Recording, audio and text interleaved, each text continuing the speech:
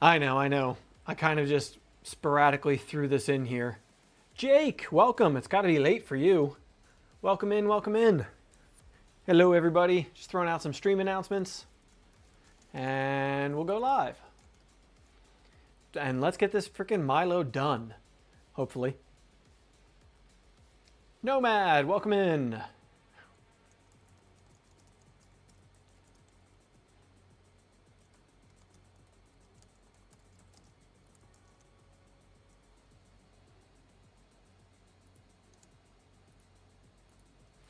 All right, we're good, we're good. 10:26 p.m. for you. Yeah, I bet. Jake, it's got to be. Been on nights all week. Woke up like 5 hours ago. Okay, so not so late for you. I mean, it is, but not this week, apparently. Okay. Let's get this done. I did the fire up the mill at midnight. Great idea. Yeah, we'll see where we get here. See how far we get. Spray my throat. I did a live stream earlier with Asylum Life. Did the podcast with him. So I've already talked for an hour and a half today. But let's do it again. I would want to get this done. Oh, by the way, I switched to the lavalier microphone for this stream. Let me know if there's any audio issues on your end, folks. I know last stream, a lot of folks seemed to say that the lav mic seemed a little clearer for them. So I guess we're going to move to that moving forward. It allows me a little more freedom to move around anyway. So, okay, we got the base electronics assembled in the last stream. So we've got to get the VFD on here, the spindle on here, some feet on here, which maybe we'll, oh gosh, this thing is heavy. Maybe we'll get the feet out of the way. A little quiet, but quality is good. Okay. Nothing I can really do about quiet, so yeah. I don't want to boost. I've got a limiter on it so it doesn't go too loud, but that's kind of where I always have my audio set for these streams, so I kind of want to leave it consistent. Okay. I'm going to take this off so it doesn't rustle on my microphone at any point.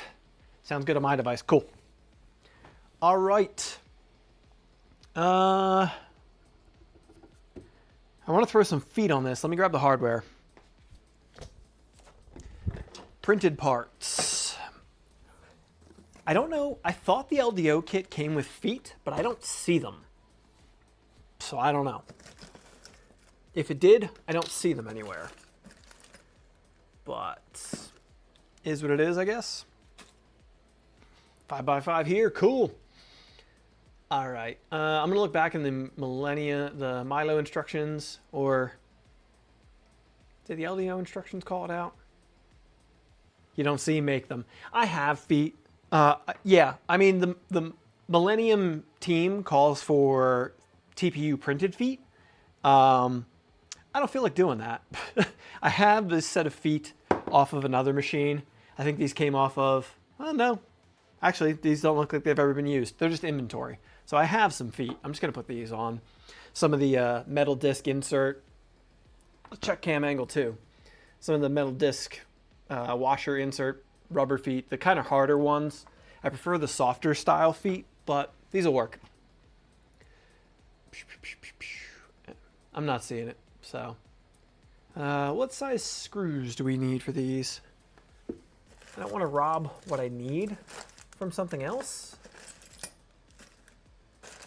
Evening all, welcome in, welcome in.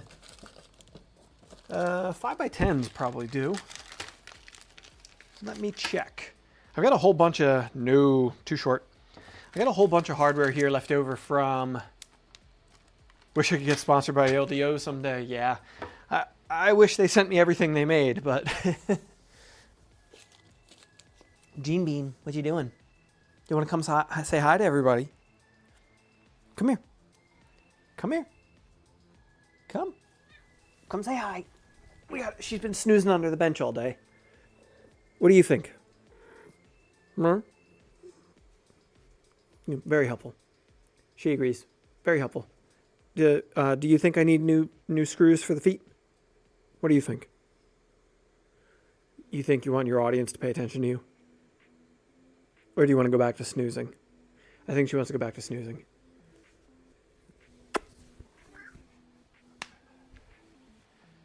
Too many people were using 98A TPU, which typically slides too much. Yeah, understandable. I don't know where my hardware left over from the... Oh, you know what? I'm thinking wrong anyway. The hardware for the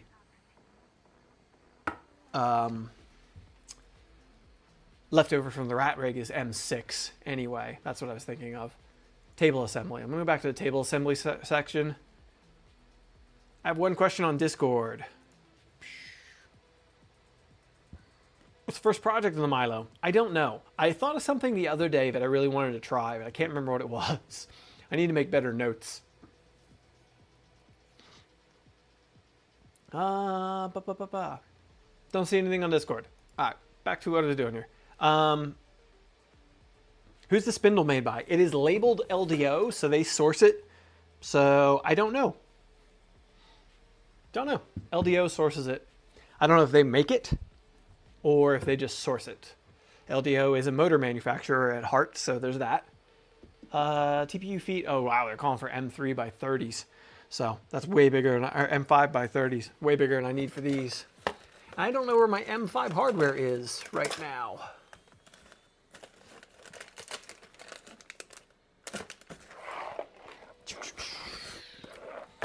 Try and find the screws here.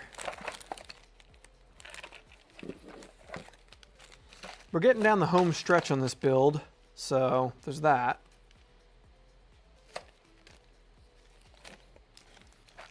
These 5x20s will probably do. I'm gonna try these. If I end up needing them somewhere else, well, I'll figure it out when I get there.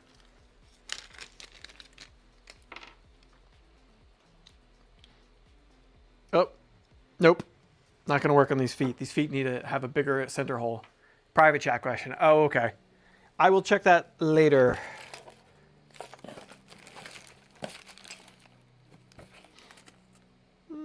Those washers aren't big enough. All right, I'm going to have to dig out my M5 hardware. So feet can wait. Feet can wait. VFD on the EU version is shillin'. Yeah, I wish you would have sent me a 220 version. I have the 110. I have the 110 spindle, and I actually wanted the 220 because the area where this is going to live, I ran 220 to it. So, oh well. All right. Let's get the spindle installed. I know it's not really necessarily the next step, but I'm gonna do it anyway. I want to see the spindle in there. I actually didn't see in the instructions where the spindle installation step is, so I'm just choosing. Loosen these up just a little bit so there's some room, some give in there.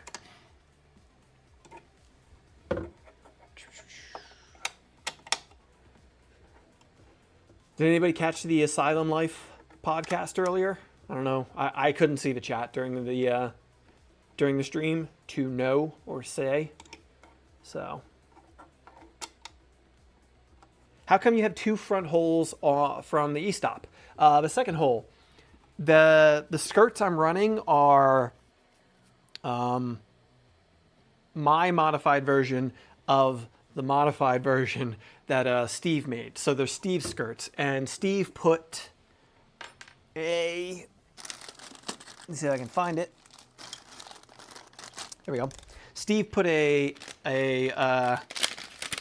bulkhead hole for a USB port on there. Pete, welcome in. Yeah, Steve put in his skirts, he put this pass-through for USB port in there. I have to either hog the hole out, or for some reason it's the dimensions aren't right for the one that I got. I got the one that he linked to. Don't know. Whatever. It doesn't fit. So I just got a hole in there right now. I always like additional connectivity on my machines. Never mad about that. So I went with it, but I'm gonna change the other camera angle real quick. Watched the stream, was a good interview. Didn't say anything in chat though. Cool. Glad you were a part of it anyway.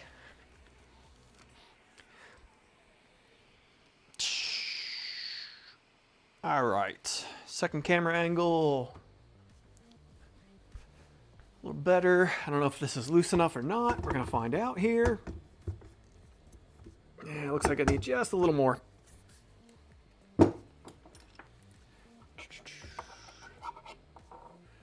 This is the fun of streaming things like this, is not being able to see what I'm doing. It's the joy of my job sometimes. Is the E-stop printed or an off-the-shelf item? The E-stop is an off-the-shelf item. I really want to add them to all my printers. I only have one printer that has an E-stop. All my other machines don't, and it's not for lack of, they probably should have, but I only have one that does. So yeah, there's just something to consider. Maybe modding my Vorons to add E-stops to them. But yes, it is an off-the-shelf E-stop. I mean, something like that, realistically, you should use an off-the-shelf part, you know? You should really be not relying on printed parts or something you wired up for an emergency stop. Everything is better with big red buttons. Yeah. The one machine that I have that has an E-stop on it is actually a fairly small red button. I want to take it apart and figure out where the button came from because I like it. I like it. It's like a maybe 3/4 or half the size of the one that's on this machine. As long as it's current capable, that should be fine. Oy, oy, oy. This feels like I'm having to loosen this up a lot. I think it's just a tight fit, these printed parts together. I don't have a screen on my V0, so I scramble to connect to mainsail to stop when something goes wrong. Yeah, that's the kind of stuff I'd like to avoid. I too do not have a screen on my V0, but usually when I'm running a print on that, I have mainsail up and open the entire time. I usually leave it up. I know somebody on my Discord was just showing or talking about a new, like a farm implementation for Clipper. Why? Why is this so tight? Are you using nuts to make sure the pliers to make sure the back's not spinning? No, I'm not, Jake. Thank you. So they're just spinning. You're right. That's the problem. Don't mind me. Just spinning screws that aren't going anywhere. Good thing you're here. Would have taken me a while to remember that.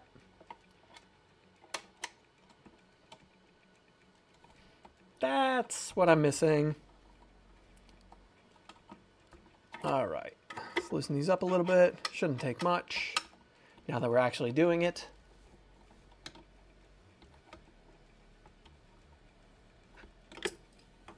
Hey, that's better. I wonder if that was enough. Almost. Almost. I was gonna say, I know I didn't tighten these too much.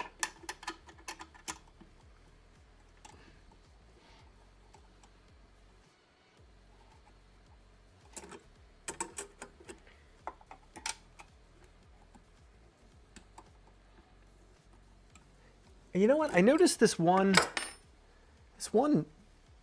stopper here slipped down. I don't know why that happened. I could just see it on camera too. It reminded me.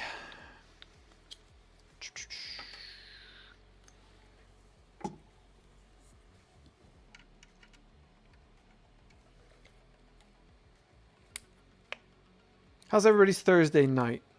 Ruby's on her way home from Philadelphia, so I got to go pick her up at the airport yet tonight. So I got a long night. Silly, but flights from Philadelphia to here are like always red eyes. It's annoying, but just the way it is. Annoying, but the way it is. Okay, that's better. Now this might fit.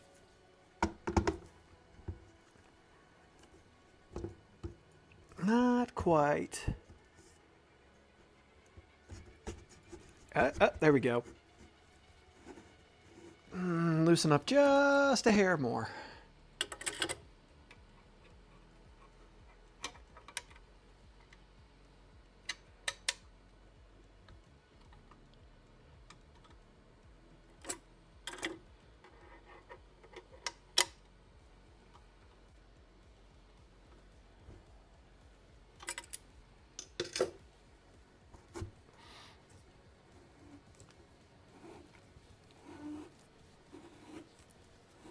That's a tight fit.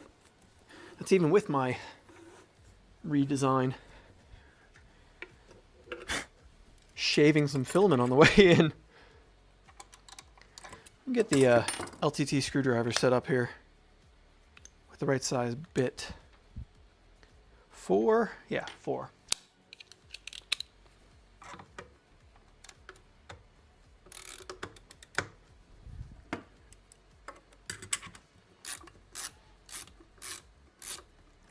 I didn't think I tightened these too much, but I apparently did. Which makes sense. The clamp isn't going to be material to material. That makes sense.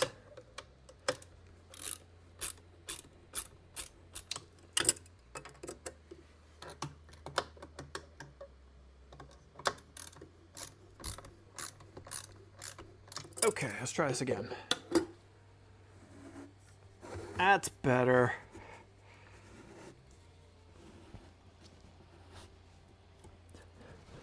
Shaving filament as I'm coming through there, but painted the screwdriver? No, my LTT screwdriver is custom. Nope, it is not painted, it is just custom.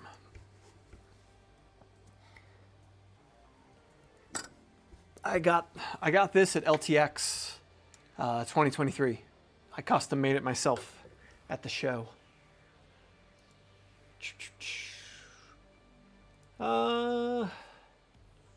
Where did I miss spindle installation? Does it matter where in the height it is in here? Because my inclination is to make it just flush to the bottom. I don't know if that's proper or not. That way I maximize my Z height capability, I would think. It's my thought anyway.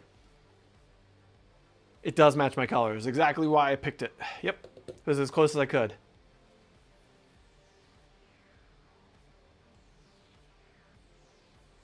Oh, by the way, a lot of people don't know, but if you don't want to run the Z chain, you just want to run it like an umbilical, there's a little zip tie point at the back, at the very back of the Z motor plate. I did see that. I didn't know that that's what that's for. Okay, I think I might go that way. I think I like that idea. We'll see. I was thinking about making like a cover plate for over top of the Z motor assembly, or the Z belt assembly up here. Let's lower this a little. I was thinking about making a cover plate for up here. I don't know, just to kind of finish this off and enclose it. Shaving filament sounds like a segue to our sponsor, Manscaped. Yeah. Finding a Raspberry Pi is expensive now, really? I've had good luck getting Pis at like retail price as of late. DigiKey. Last couple I bought came from DigiKey. Their shipping isn't amazing, but I usually just make it worth my while by ordering a couple fans or something else that I could use from them at the same time.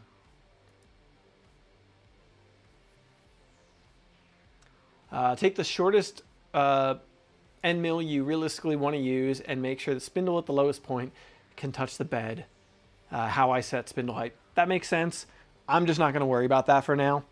We're not going to be making any test cuts on this run. I'm certain of that. I want to get in this stream, my goal is to get it moving under its own power. That's it. I want to save the cuts for Jake. I might want to get with you about like dialing in a few things before I do the final stream with ModBot, whenever Daniel and I can make that happen. So yeah, I don't plan to make any cuts this stream, but I do want to move it under its own power. Pi Zero offline version, $215. That's insane. I just bought a Pi 4, a CM4 for like 50 bucks. A Pi Zero shouldn't be more than like 30 at the most. Oh, Science Sniper, you're on the East Coast, aren't you? Or are you in Canada?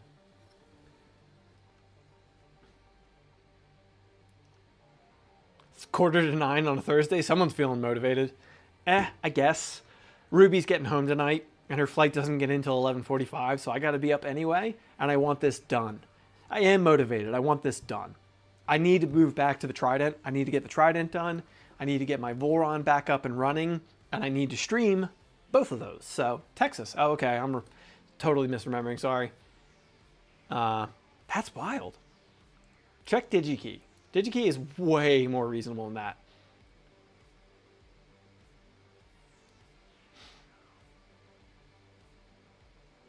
By the way, I have a steel version of the V1.5 Heart of Iron that I'm not using anymore. Fancy taking off my hands? Yes. I will gladly take that off your hands, Jake. I will grab that from you with Smurf if I can. Totally. I do want to go Heart of Iron on this. I really do want to do this thing upright. So, yeah, definitely I will grab that from you at Smurf. Thank you. Okay.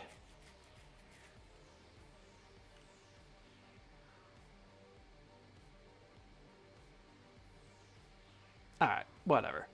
I'm not getting too bogged down in this. Or I am getting too bogged down. Error. I'm just going to tighten up the spindle for the moment. Leave it where it is.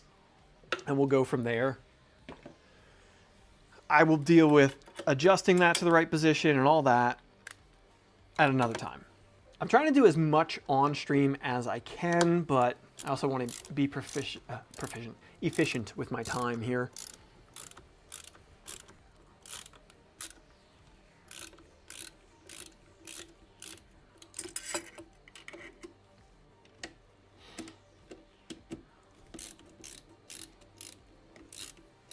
Do you want to use mini fly cutters and other tools? I don't know about fly cutters.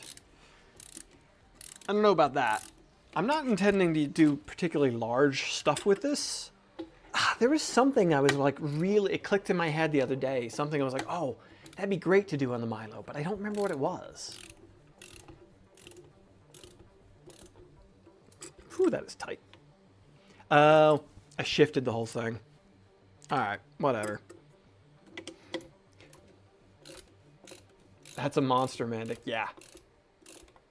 Oh, was it? No. I'm trying to think. I have a project idea that I've been toying with. Do you think a 3D printed carbon fiber table can hold that? No idea.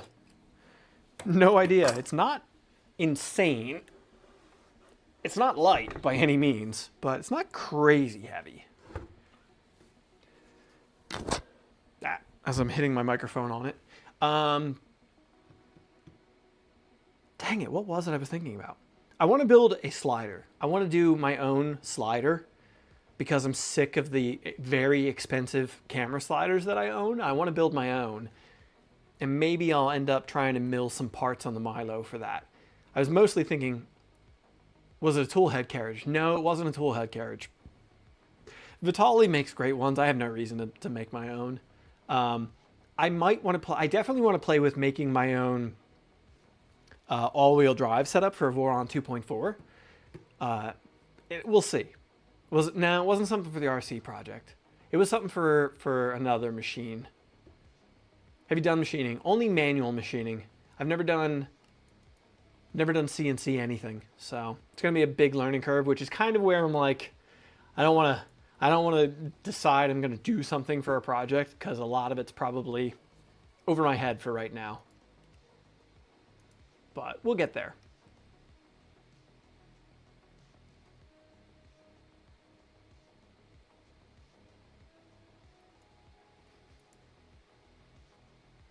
Did he figure out the issue with the RC power? No, not yet. I ordered a 3S battery, a 3-cell battery. I'm going to try that and see what happens with that. I think it's just maybe just how it is. I think I was just expecting it to be a little more powerful than it is, and that's all there is to it. How about a 3D printed robot arm from Camera Movement? Great minds think alike. That's next year. But when you say slider, you're talking about camera slider. Yes, I am talking about camera slider.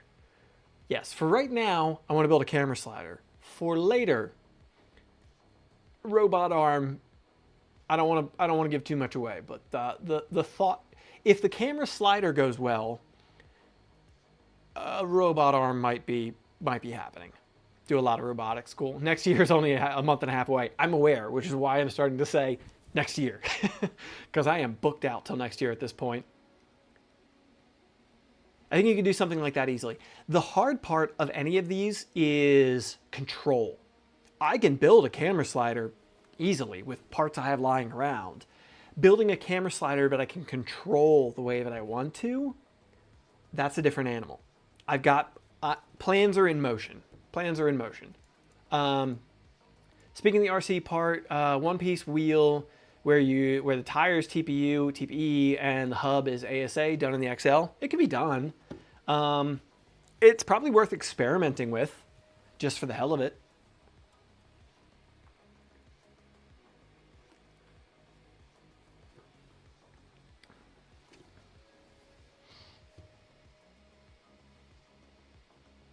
Check out the video if you haven't seen it. What are you referring to, Pete? I didn't see you mention a video. I think I saw a comment on that video to glue the tires. That's what everybody said. There was a lot of comments about gluing the tires. Glue thing. Glue is a thing at your local hobby shop. Yeah, tire glue. Okay. What kind of controller are you looking at putting on the slider? At the moment,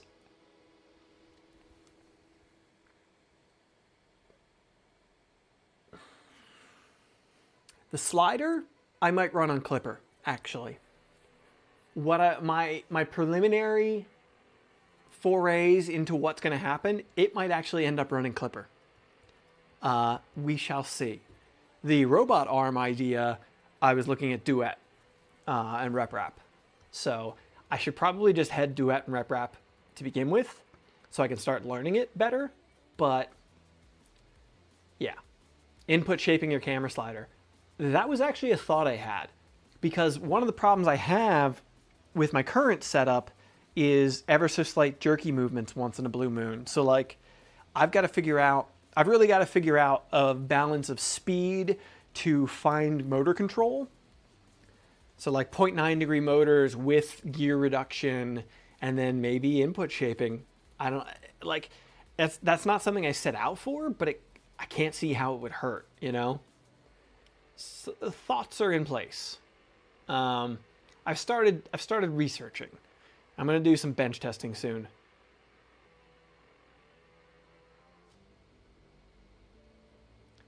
$10,000 acceleration camera movements. Hell yeah. You know, I saw the YouTube video recently. I'm going to share this with you folks quick if I can find it. There was a person, it was as a YouTuber who likes making videos that I find, I really like this. Clipper has too much G-code buffering. Shouldn't matter for a camera slider. Camera slider should be super simplistic G-code at the heart, you know? Like, hard to explain, but it shouldn't be an issue that I can think of. But I'm not a firmware person, so I could be wrong. Oh, did you see that? Yeah, you can't post links in the chat. Sorry, Pete. It doesn't work that well. Say goodbye to your shutter if you run IS. I run mirrorless cameras. There is no shutter. I use mirrorless cameras. There is no shutter. Dang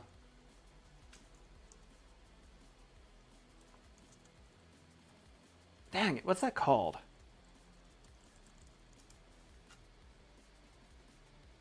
What do they call that? Glambot. DIY Glambot.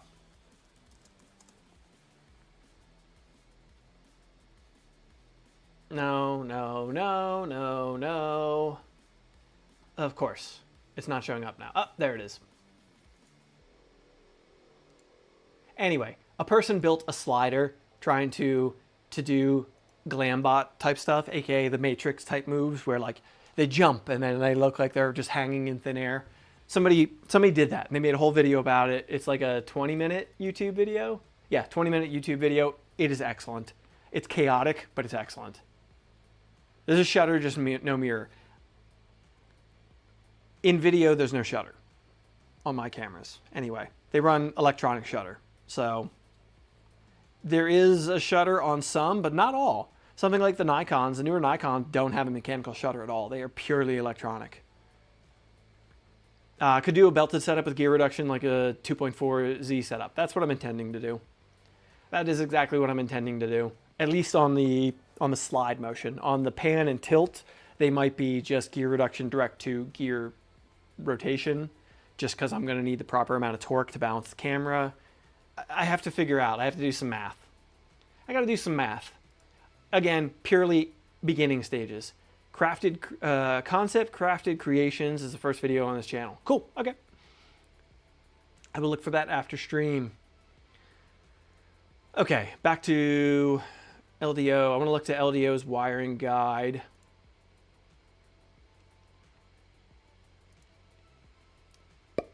LDO's wiring guide. So we can get the spindle wired up. The Schillen 220 volt? No, I have a 110 volt. Here we go. 110 volt.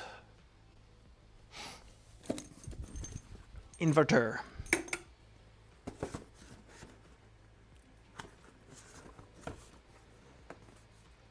There's a couple ESP32 DIY sliders. You can use the built-in web server to control via web browser on any device. Yeah, I was looking at that, Brian.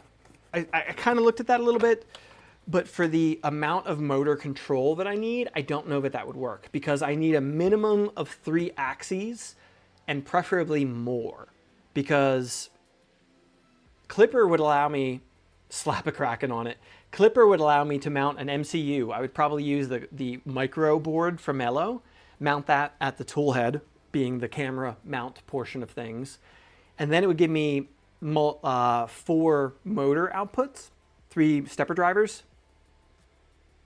So, yeah, it would give me 4 stepper outputs.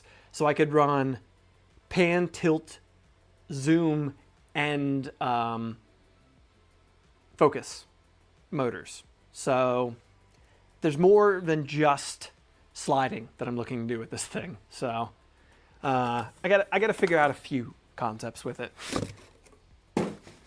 One of my most complicated concepts is powering it reliably, because I'd still like it to be mobile. So like taking it out in the world. Add a gyroscope for self-leveling. I think that's getting into firmware territory that I am nowhere near capable of handling. I get the idea, but am I planning on placing the Milo in an enclosure with a vacuum setup? Yes, I am.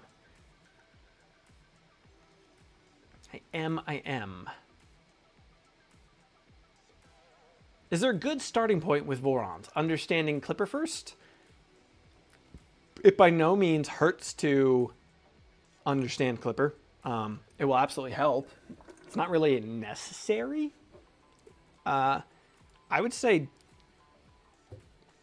I mean, yeah, it's not going to hurt to maybe like Clipperize a Ender 3 or whatever you have to start learning Clipper, but build a V0. I mean, that's where I started. That is where I started. All right, I'm going to change camera angle 2 real quick so we can get a better view of the VFD as I work on wiring it. All right. Started with the 2.4. I would recommend Clipperize your printer to get familiar with the firmware. I mean, yeah, that's...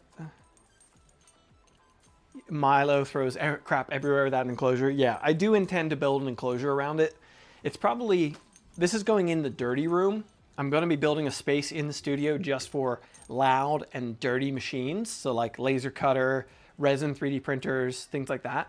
If writing code is your problem, look at Cody.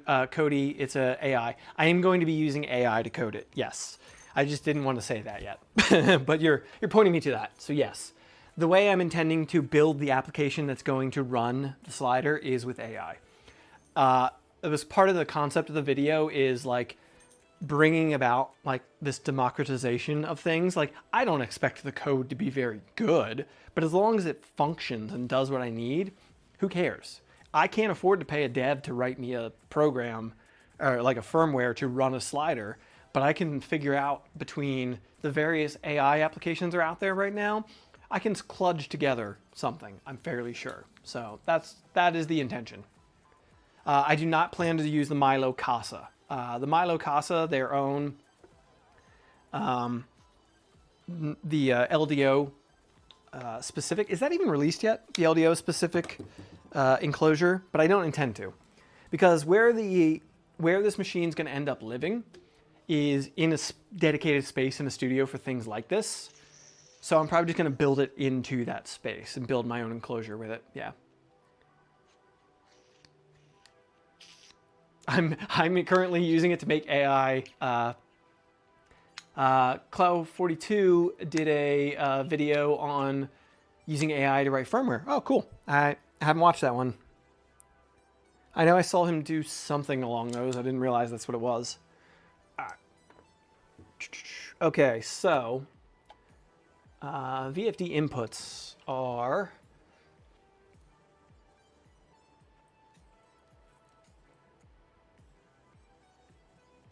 I use ChatGPT on an almost daily basis, honestly.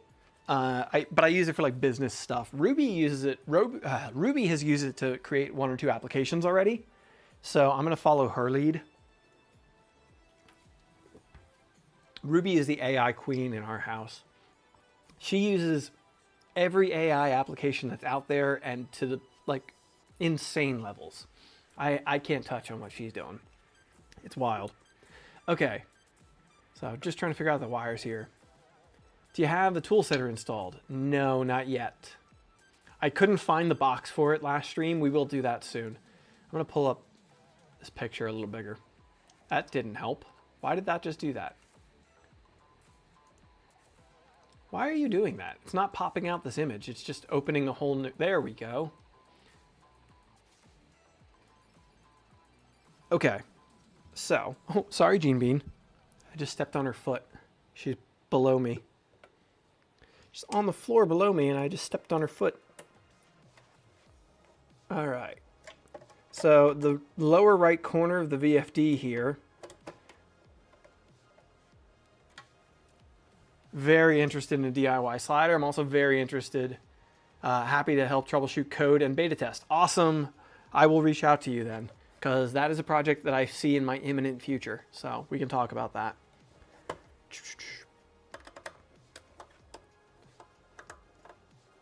Yeah, I have no coding skills whatsoever. And that's pretty much where I'm at, is like, I've never learned coding beyond like taking my introductory classes with Brilliant that really didn't teach me how to code anything because I never went far enough with them. So, okay, so they're labeled U. There's a U here. V, there's a V here. There's a W and there's a W. This is very straightforward. Very straightforward. All right. But where is PE supposed to go? To the ground? But it's not really long enough.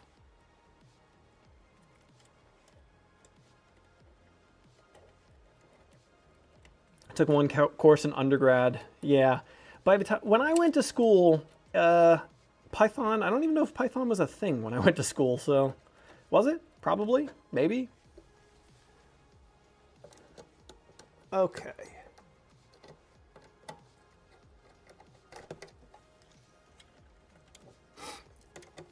AI gets a bad rap for taking creativity out of things, but it really is more like the house elf that does just the dirty work, letting you be more creative.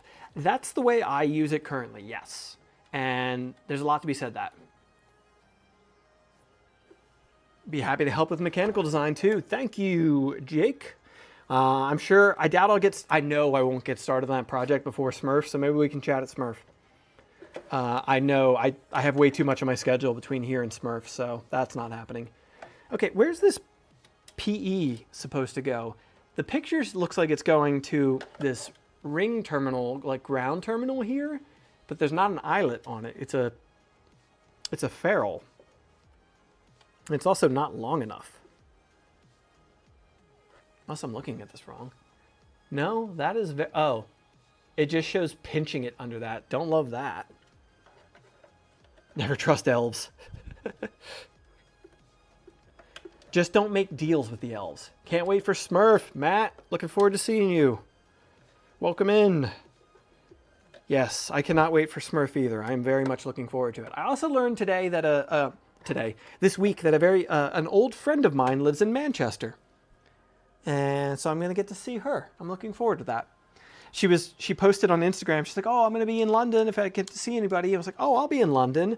But it's before I'll be there. She's like, well, if you happen to be up in Manchester, well, yes, I will be. Speaking of Smurf, does a West Coast event even exist? Not really. The only thing that exists is like some of the maker fairs down in California. It's just really not a West Coast event right now. And honestly, I don't see there being one with how good... God, this wire is just not long enough. That is not great. With how good Rocky Mountain is, I don't see it. Maker Faire OC is great. Yeah, I'd love to get down to that at some point. There's also, what's the one William Osmond's been putting on? That thing. I'm forgetting. Really wish there was something here in the PNW. Yeah. I just, with Rocky Mountain being so good, it's hard to get it, you know what I mean? Like, they are considering West Coast Rep Rap. All right, I would go to it. I certainly would go to it. That was part of my excitement about living out here was my proximity to things, getting to Vegas a little easier, getting to California easier. So we shall see. All right, I'm gonna put this in here. Just getting this to reach. Get in there. Dang it. This wire should be like a centimeter longer. Open Sauce's Osmond's thing, it was a mess. I've heard that from more than one person. I did not attend, so I don't know, but I've heard that. You're not the first I've heard that from. Okay, there we go. That is not ideal. This wire should be like a centimeter longer. Have you seen the new armchair tool head? No. What's the new armchair tool head? Last armchair one I was aware of was the, I mean, Zoll was really the last. No, there's that whole ecosystem of things they have. What do they call that? Not Reaper. Reaper's a separate thing. That's a takeoff of Mantis. I forget. Archetype. Yeah, that's what I meant.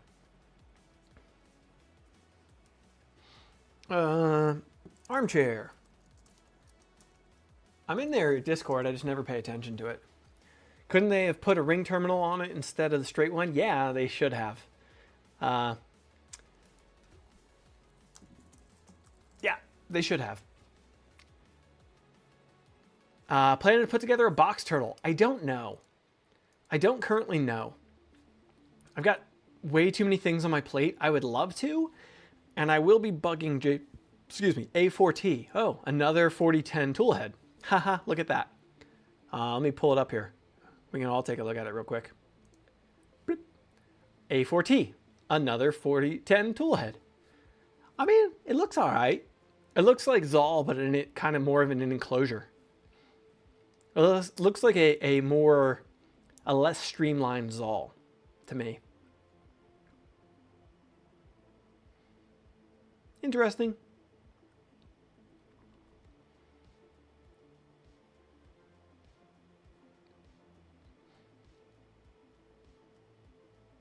Slimmer and stock idler. Zoll and Dragon Burner had a baby, yeah. Look at the cooling at the bottom. High flow hot end, mini high flow. Volcano. LEDs. I'm not seeing cooling. Oh, better part cooling than Zoll. I've got a project for this, actually. I actually have a project for this. I have a project that I was planning to put Zoll on, but I was not happy about it because of cooling. I might have to switch gears to this. I didn't want to do Zoll anyway. I didn't want to do Zoll anyway on it, so I'm going to have to take a look at this later. Interesting. Interesting. Okay, cool. There's a CPAP version. Is there a CPAP version? I don't see one. Looks like it's all just 4010. I mean, it's called A4010. A4010 toolhead, A4T. So UHF support is in beta right now. Okay. I'm gonna have to look at this a little deeper. That project I want to work on is not necessarily tomorrow anyway. Pre-coffee me here, yeah.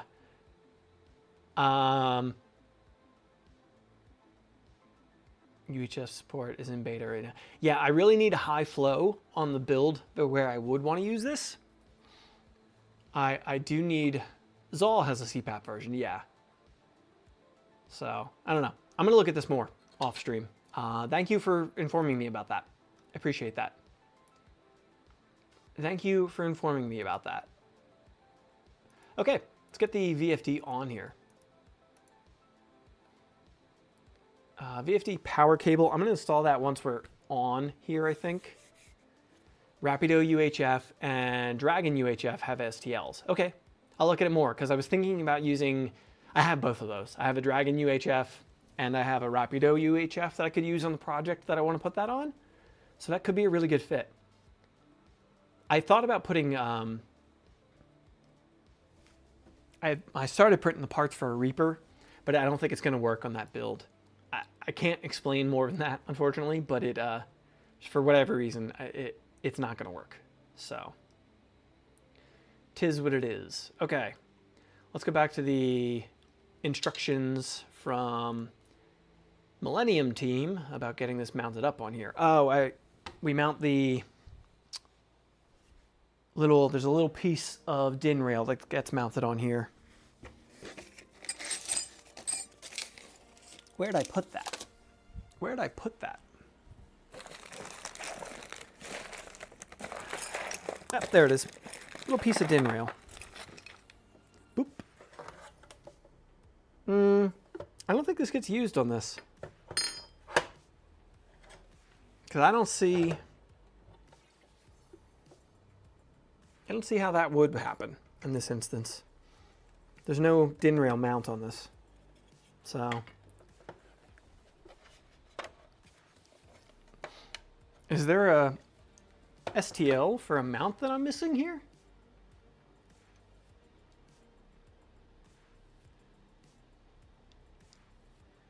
Did you self-source it? No, this came with the LDO kit. My VFD and my spindle came from LDO.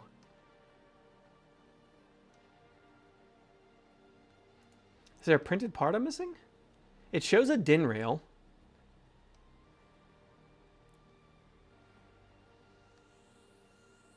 Oh, I have no idea how many hours I have in this mat. I spend so much time bogged down in talking to people that I really just have no concept. The 220 version uses a DIN rail. Yeah, because like the instructions show wiring this VFD, but they don't show anything else. Jason.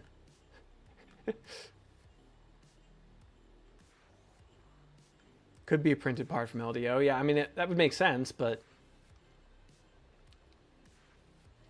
That would make sense. Let's head back to the LDO page.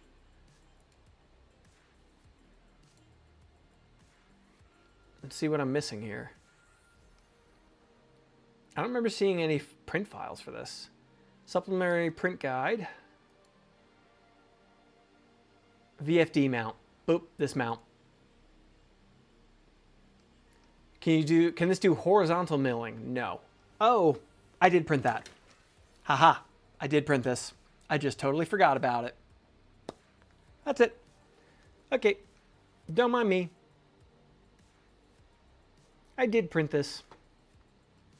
I just had to see it to know. Okay, well, let's figure out where we're at here then.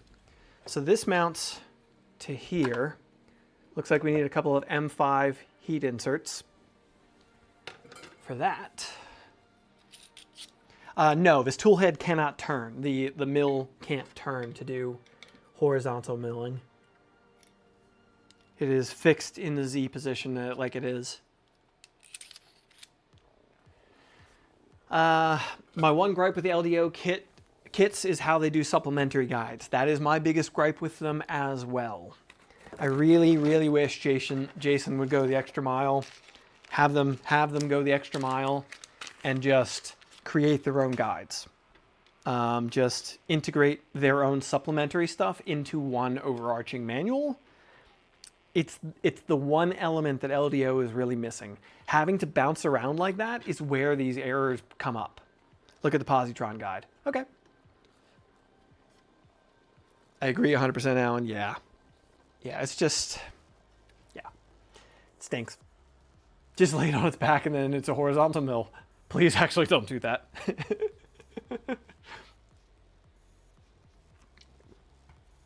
Yeah. Okay. Inserting an M5 insert into here.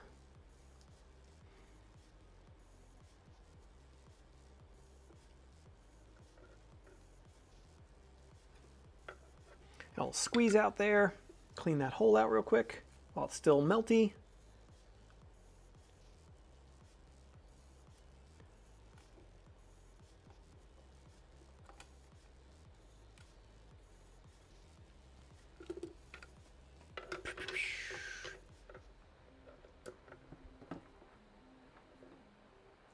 Gotta work tomorrow. All right, Sebus, thank you for stopping by. Have a good one. Thank you for being here. Surprise stream on a Thursday night. I've been missing streams too much lately. I've got to get a better schedule going. And I really got to get projects done. I need my 2.4 back up and running, and I want to stream the rebuild of that. So I've got to get that stuff going. Especially with that RC car project. I really missed having my 2.4 running for that to fill in additional printers. All right. Okay. That makes way more sense. So this mounts to here.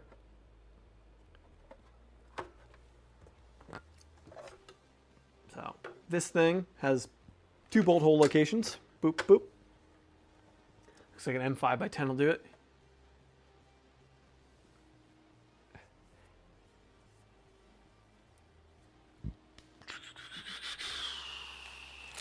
Hygiene Bean, what's up? What's up? What are you doing?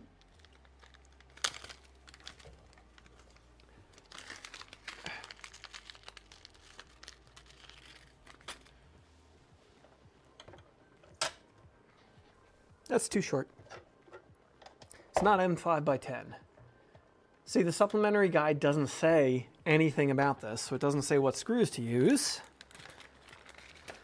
Looks like 12s at a minimum. M5 by 12s.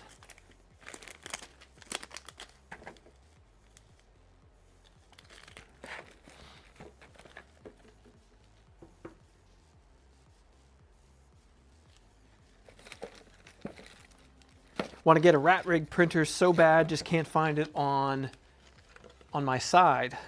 What do you mean, like on the state side? I mean, there's Fabrico. Fabrico is a distributor.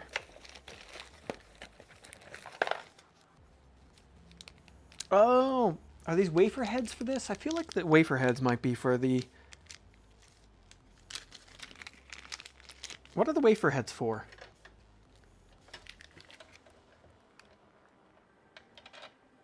Seems like they might be for this.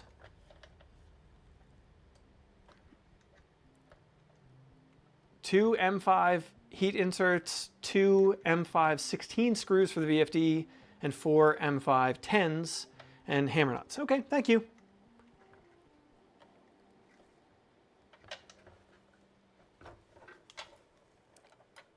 Thank you for spotting that.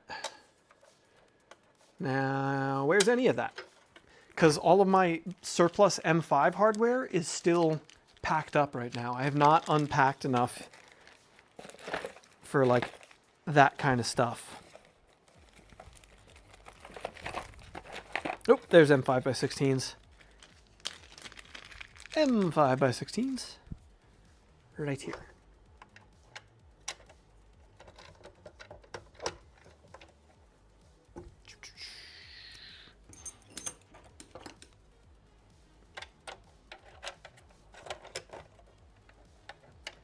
Would you say your favorite Voron? Would you say your favorite machine has been your Voron so far? Yes. My Voron 2.4 is my favorite machine. It is, and I'm really sorely missing it right now. It needs love. It's got a lot of hours on it, and it just really needs an overhaul. Because I never built it particularly well to begin with. I kind of rushed it, and I've learned a lot of lessons since I built that machine. And I need to revisit it. And after the move, it's like one or two things are even more wrong about it since the move, and I just decommissioned it. So it's just taking up space on a shelf right now. Was your 2.4 from a kit? No, my 2.4 was entirely self-sourced, which is one of the problems.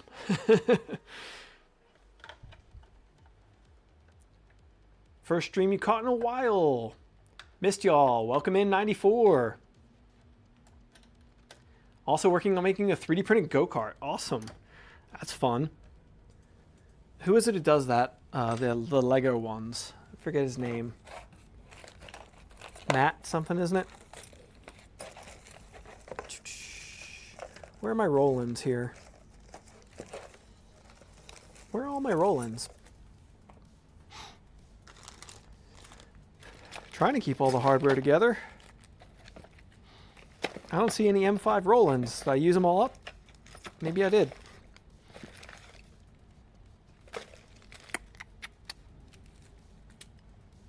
I wasn't clicking at you. Gene's at my feet, just staring off into the distance. I want to build a 3D printed marble machine now, but I like my sanity. I would be driven insane by the noise. Sad you didn't come down to Vice. I know, I really wanted to. Just, the move really screwed a lot of things up, so I simply could not do it. Yeah, no, I wasn't thinking of Ivan when I was talking about go-karts, but Ivan, yes. Matt Denton, that's the one I'm thinking of. Matt Denton, thank you. Here's M5 roll-ins. Moves are the worst, I get it, yeah.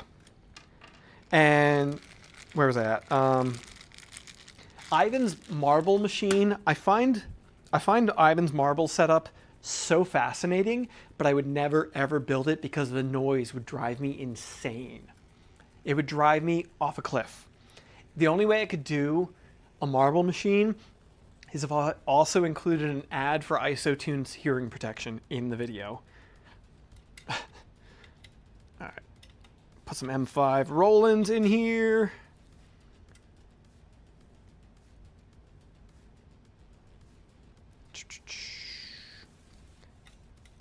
Yeah, Matt Denton, that was the one I was thinking of for the 3D printed RC cars, or go-karts.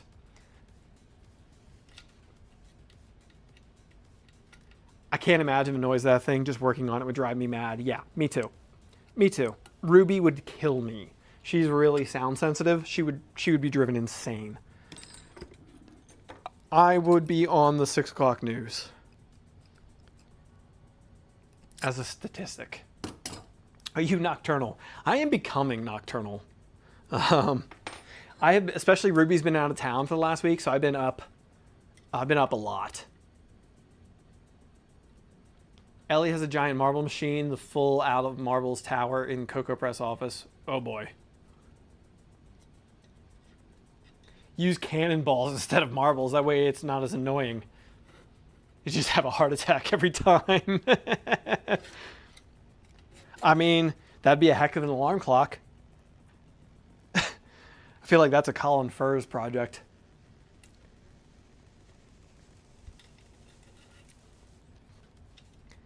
I want to do fun big projects, but I don't know about that. Okay, VFD. I'll move his keyboard so I don't crush it with this thing.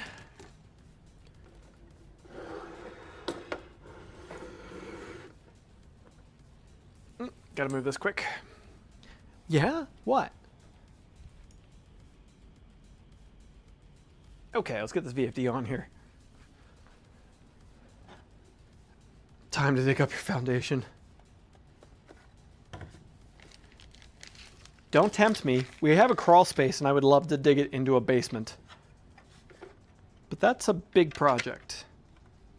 And I don't think our local planning council will be nearly as friendly as his is. I am forever shocked that he gets away with any of that stuff.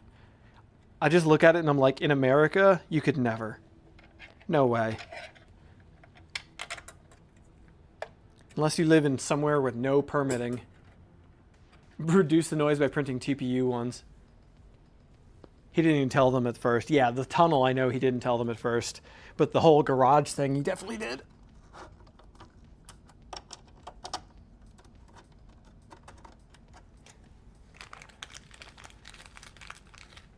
That's the kind of project you do when you aren't renting. Yes. Yeah, I'm not digging our crawl space into a basement unless we can ever buy this place. So, and even then, it's kind of stupid to do. But our house is like, it's so dumb. If I could show you the crawl space, in areas, the crawl space is 8 feet deep. Like, it's a basement in some areas. In other areas, it's only like, in some areas, it's like 2 feet deep. In other areas, it's 8 feet deep. And like most of it, I can almost stand up upright. It's like, it was so close to being a basement. The only thing I can think is they just didn't want to pay the property taxes on the additional space or something. So they went for a crawl space. I don't know. It's a basement of just enough effort. Yeah. It's whatever. It's either that or the only other thing I can think is, which is reasonable. I don't know about this area. I know volcanoes are a thing in this area, so maybe. I know in Pennsylvania, if I saw a basement like ours, I would immediately figure it was due to rocks. That's my only thought is, the only reason I can see that my basement or my crawl space makes sense being the way it is if there's big boulders underneath of there and I just don't know it. I don't know. Because we're at like the base of a big hill, so I could see there being rocks under there. That's the only thing that makes sense to me. Okay, VFD is mounted up on the back. Steve, your bumper bracket goes where? Where does this go? Does this go below? Lots of rocks under the soil here in the Willamette Valley. That makes sense. Probably won't fit this VFD. Yeah, it does look like it's a little short. You're right. Oh well, I'll have to redesign my own. Or switch this out. I want to go 220 on this anyway. I have 220 run where this is going to be.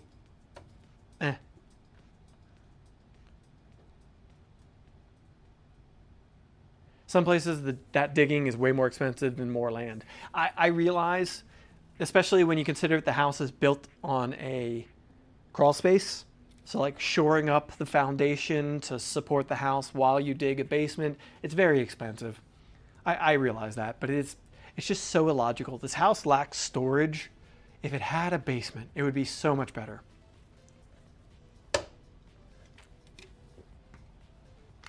What you gonna do? Okay, so that's on there. How are you settling in? So far, so good. Is there a separate controller for a 220? This is a 110 volt setup. The Spindle that I have and the VFD are 110 volt. Jason just sent me that because I'm in America. I actually wanted the 220, but here we are. Yeah, so there's a different VFD and a different Spindle if I want to go 220, which eventually I would like to do. Like I said, where this is going to end up in the shop has 220 over there, so I would like that, but we'll see. A friend built a house, a lot of rock removal and excavation was estimated at $15K. Yeah, my parents, the town where I'm from in Pennsylvania is East Rock Hill, Pennsylvania. The house that my dad built not the house I grew up in, but the next house that my parents lived in, my dad built, and it is sitting on top of boulders the size of the house. He literally used he had to use a backhoe, a rented backhoe, of course, and just ram the boulder. Like, I mean, you're talking a case, what is it? I forget the model number of that, the mid-sized case backhoe. He had to ram the boulder just to shift it enough so he could pour a foundation wall next to it. yeah, it's big. And so there's no basement in that place. It's just a slab. That I understood. And that might be what's underneath here. I have no idea. Okay, we are on to, there's our umbilical setup to our tool head. We'll worry about that in a little bit. On to wiring the spindle. Let's back out here, get a better view. That's our Y-axis limit switch. This is our VFD spindle control wires. Cool, we need those. I think this is our power to the VFD, I'm pretty sure, because it's just unterminated wires right now. That's my wall outlet, because my IEC is weird for some reason, so I just can't unplug it right now. Here's my X-axis, I believe. No, Z-axis. Z-axis.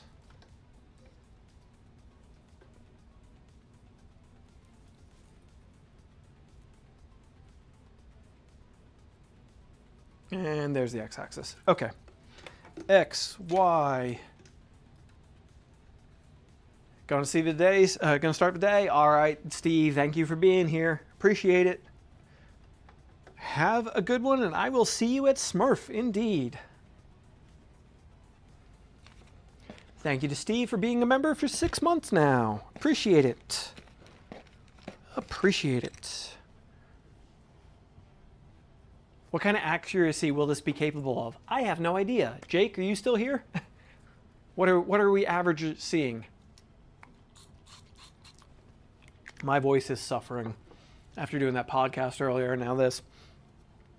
Okay, so I got my wires for my VFD here. They are way longer than they need to be.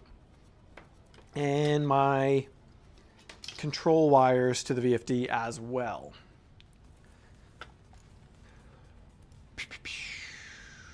Back to the wiring guide. What are you doing, dude? Jekyll. He's clawing at a box. Jekyll, you're never on stream. Come on, you're never on stream. Come say hi. Come say hi.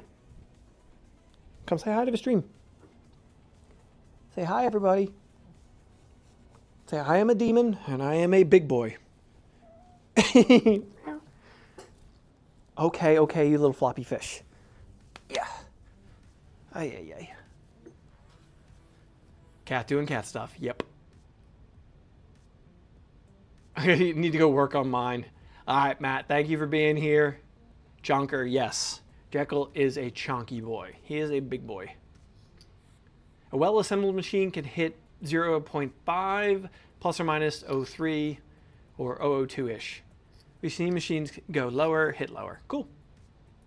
That cat is Maine Coon sized. Yeah, he is. Supposedly he's part Maine Coon. I don't know how true that is, but his name Deckle, like the no Jekyll, like Jekyll and Hyde. Void cat, my spirit animal. Yeah, Jekyll, like Jekyll and Hyde. He's our demon boy. He's the troublemaker of the house. He is the troublemaker of the house.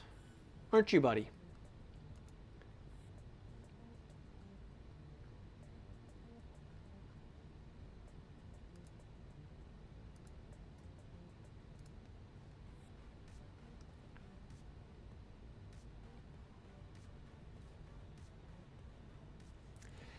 If you had to do it all over again, would you trade the convenience for the convenience of readily available big branded 3D printer or continue with a Voron?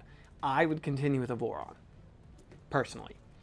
But my needs are different. Don't get me wrong, I need functional 3D printers on a regular basis.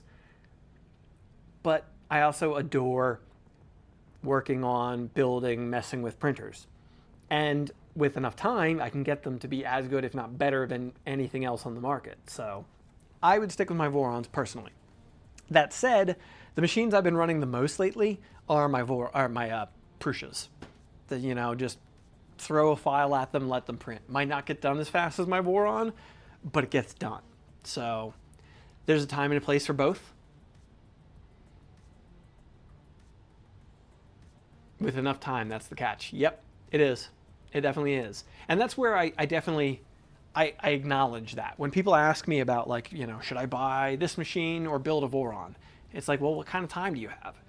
If you don't have a lot of free time to put into it, then buy the ready-made machine. Because, yeah, that's a reality, is not everybody has the time to put into this stuff. Like, this is my job. So, yeah, I've got the time. I can make the time. Sometimes I really wish it didn't. I wish I had, you know, whatever, but yeah.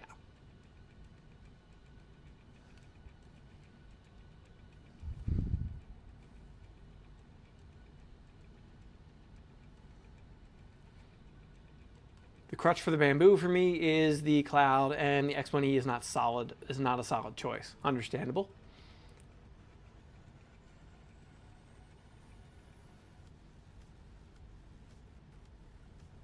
For some of us, it's all about the build. Totally.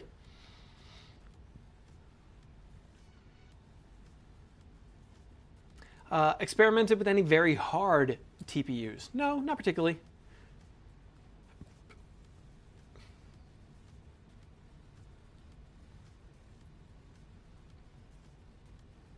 Yeah. I run my P1S in LAN mode, so I don't have to deal with their cloud garbage. Yeah, I mean, you can run them off cloud. It can be done.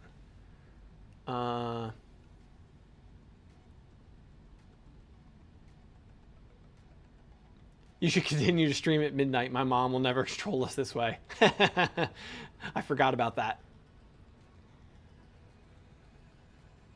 You can, but isn't the firmware eventually a thing? Why do you need to update the firmware? I mean, you don't really need to. I put off updating firmware for ages sometimes. Okay, speed control wires. So,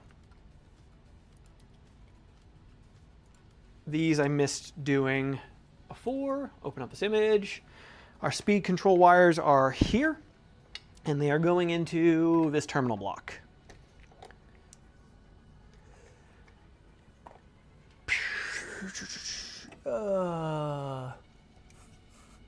A11, ground, and X1.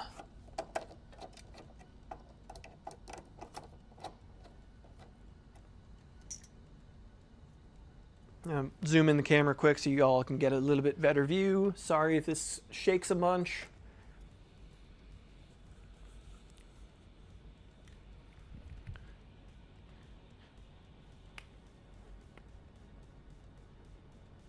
All right.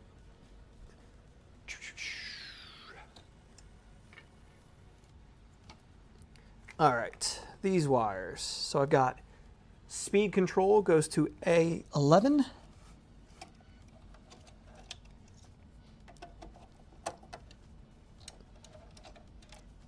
ENA goes to X1.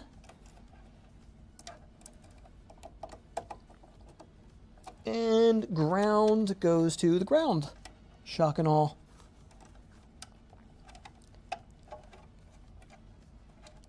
Go under this.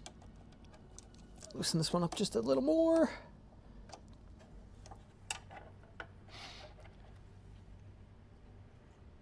What do you print with your printers? Confused look. More printers, obviously. Exactly. What does one print with a printer other than more printers? RC cars, apparently. RC cars, apparently.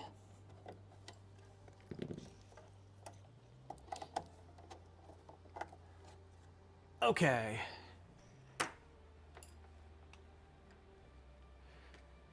All right. There's quite a bit of excess wire here, but whatever. I'll stuff that down in the electronics box when I don't need it. Okay. Shake, shake, shake. What's up, kiddo? And now my power wires, I think.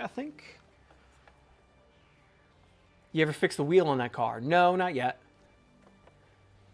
I haven't touched it since that video.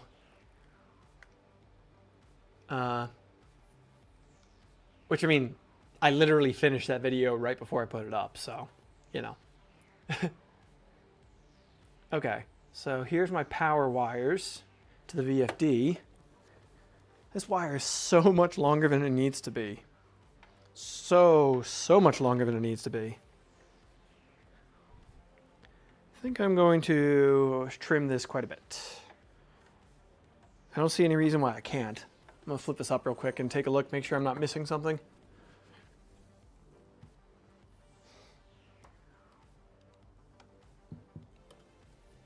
Pull a little excess of this into here. There's no reason not to have some extra here.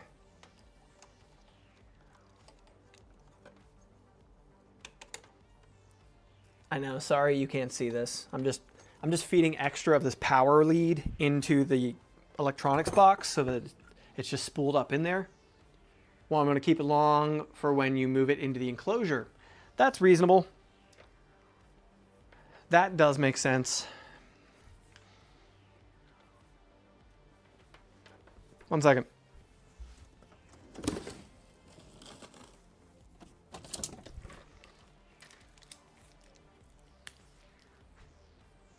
I've got a whole spool of this stuff. I got a whole spool of this. So I'm going to cut it how I want to cut it for right now. That is reasonable, but I've got a spool of heavier gauge wire in this, so I can always redo this. Ignore me then. That was a reasonable call, but I am choosing to ignore this very solid advice. I am going to make it a little long so I can get this wire to where it needs to be.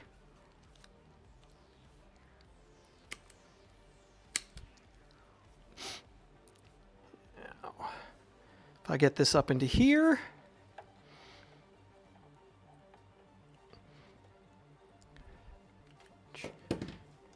this wire, I'm just kind of cable managing a little bit here.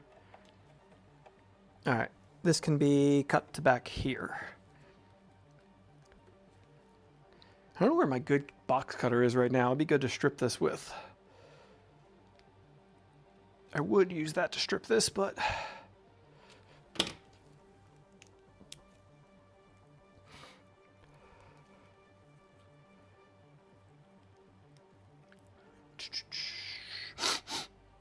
snip, snip.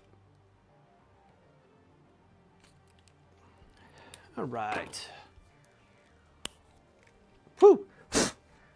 All the insulation garbage in there. Okay. There's my wires.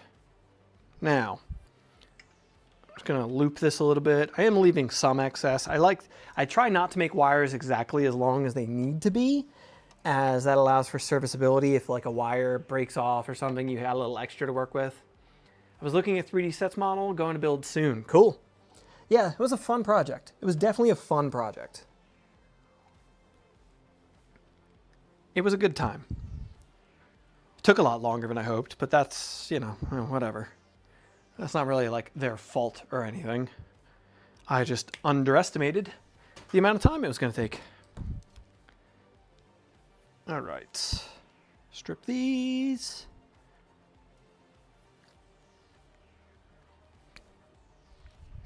Wrong size. Looks like it's 18.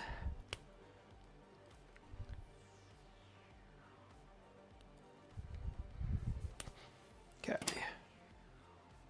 G'day, Alan in chat. Just driven an hour from work to home with you on my iPhone. Awesome. Interesting trip that was. Caught your live interview earlier. Well done. Thank you, Jeff. Thank you, thank you.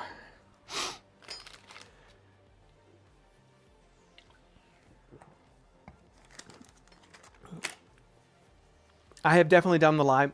I kind of like, it's one of the places I like a live streams the best, personally. Long road trips. Leaving them up and just listening to them while on a trip. Quite like that myself. Ah, there they are. Some crimpers. Crimp on these ferrules here.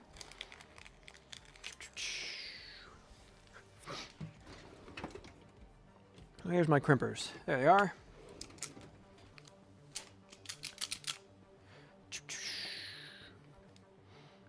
All right, now crimp these onto here.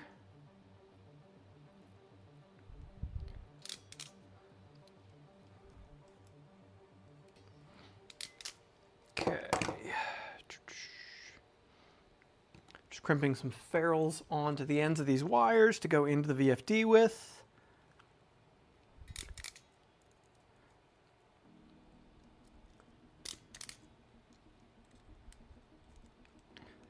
I usually like to hit ferrules a couple times from different angles to try and just squeeze them a little bit better, personally. And I'm going to try and throw an eyelet or a ring terminal on the ground. Let me see if I got any. I'm running low on those, I think. Pretty sure I'm running low. Oh. Oh, that's a little big. There we go. I'm going to use a fork. A fork. Forky doodad. One of them. Where's my good crimpers? I think it's in the toolbox on the other side of the studio. Ah, this one's too big. I need a red one. Need a red one. There's a red one. That looks a little big. I have a smaller red one. There's a smaller red one. And I need to grab a pair of crimpers real quick. Right back. Head to the toolbox.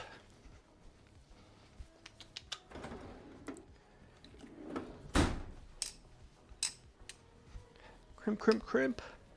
Crimp on this terminal.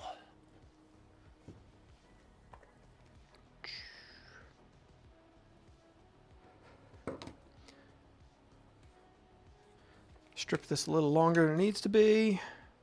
So I'm going to fold it over, double it up a little bit, so I have a little more meat in the crimp terminal. Yeah, there we go. And it might be a little too much.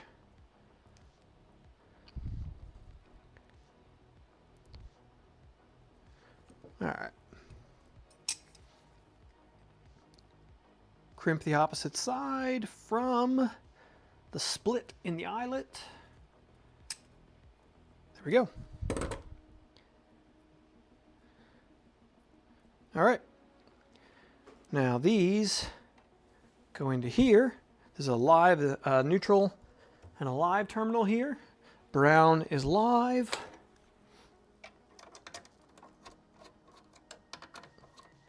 Brown is live. I'm going to bring this up through the bottom for my ground.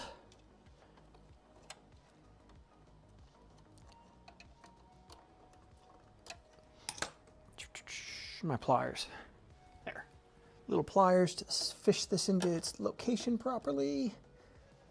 Dealing with little wires, it's a little easier to use a pair of needle nose pliers sometimes to get them into position. Yeah, it's not loose enough.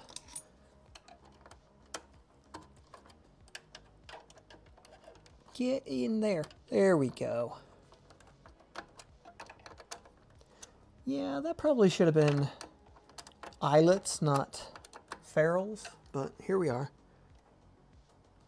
All right, this one I can loosen up a little bit, stick the ferrule, or the actual eyelet in there.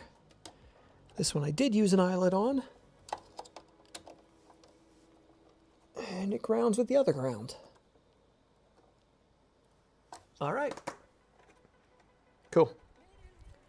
Cool. VFD is wired. I'm going to give one quick closer look at this for you folks.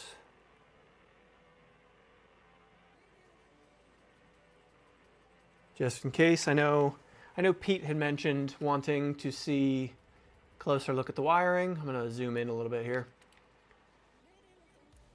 Digitally zoom.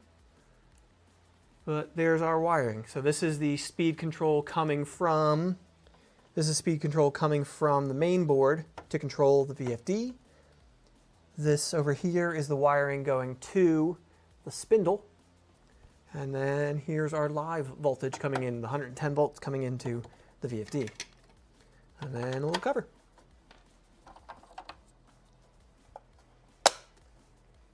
Cool. I'll clean that up when I relocate the when I relocate with an enclosure and everything. It's been very helpful. Awesome, Pete. Love to hear it. Cool. All right, transform, fit to screen. Cool. All right. So that portion of wiring is done. Now, spindle wiring. Spindle cable comes up and over.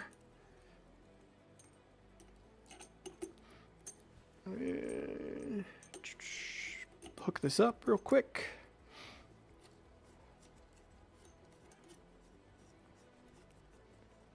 I'm going to do like Jake said earlier. I'm just going to go umbilical style. So I'm going to lower this down. Lower the spindle down all the way so I know how low the wire can go here. How low can you go? All the way. You can go all the way down. Don't mind me, just manually spinning some spindles. Keep it up. Everybody press the like button. Thank you, Bill. Appreciate it. Appreciate it, Bill. Have yourself a lovely scotch. All right. There's plenty of wire there. I just go like that. I'm not going to be snaking through the cable chain, so I don't need nearly as much. But that's okay. Is this big enough? Small enough? Yes. Zip tie. Just going to go umbilical style up and over here.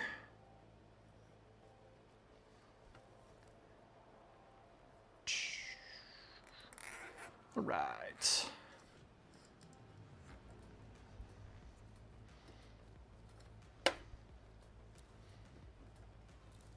All right.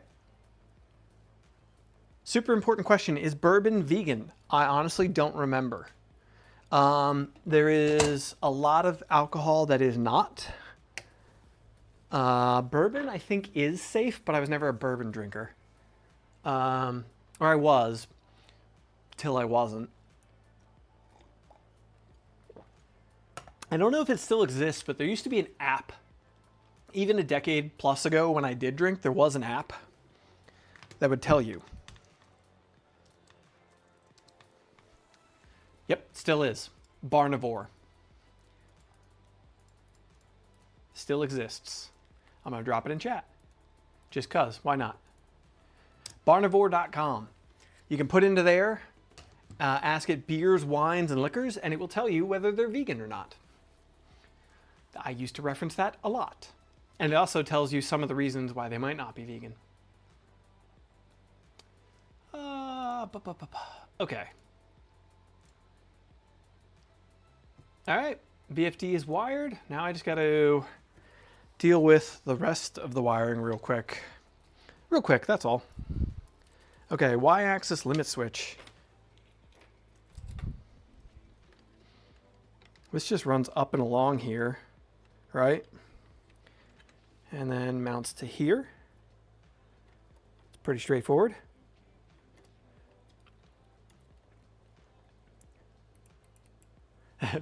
See you, Bill. Thanks for stopping by. All right, what size screws do we use to mount the limit switches?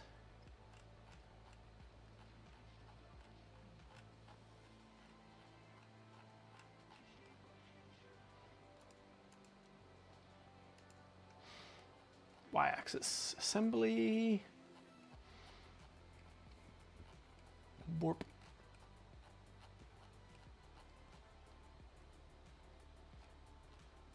Just trying to look for what size screw I'm supposed to use for the Y-axis limit switch. I don't see it.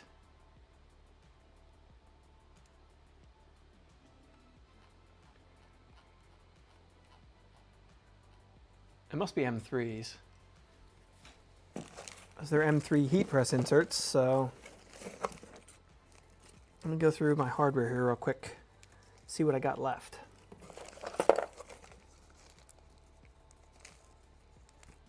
M3x8s, no.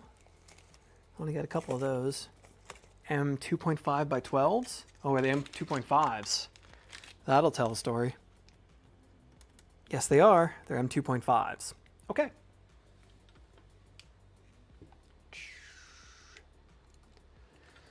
Okay, so M2.5 screw for my Y-axis limit switch. Where's my precision screwdriver? There it is. LTT precision screwdriver coming in. I keep forgetting there's bit storage in the back of this thing. So I keep storing, I've stored bits in here a couple of times and I keep forgetting they're back here. So I'm like, where's the bit I need? Oh, there it is. Good morning, everybody. Welcome in. I was born on a Friday. Wrong size.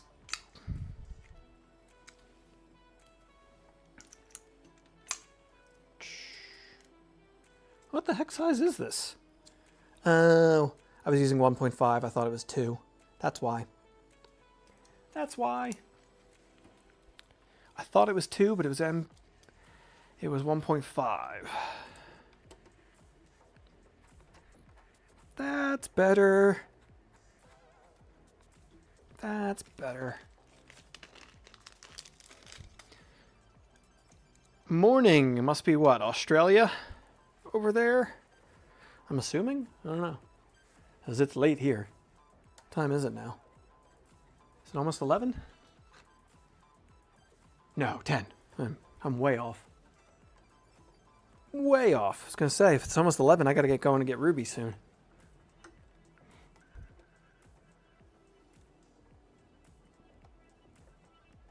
All right. Woo! That tightened a little mean. Denmark. Oh, okay. That makes more sense. I was going to say, as I thought about that a little more, I'm like, wait a minute. No, Australia would have been morning hours ago. I think. I don't know. I don't know the world well enough. Afternoon, 5 p.m. Okay. Yeah, that makes sense. That makes sense. Just confused. I don't barely know what time it is here anymore. Being self-employed and setting your own schedule means never having any concept of what day or time it is. Oh, I got to run an errand. Oh, they closed hours ago. Or they're not open yet, or whatever. Constantly. Rinse and repeat. Rinse and repeat. All right. Y-axis limit switch is mounted. Cool. Now, I got to get cable chain going for the X-axis stuff. It doesn't help we're getting into the rainy season, so we aren't going to see the sun for months. Yeah, I'm noticing that. I have noticed that, yeah. That's a thing. Okay, here's a cable chain. Where's the other one? Uh-oh. Uh-oh. I'm missing a cable chain for this. I am missing a cable chain for this. Oh,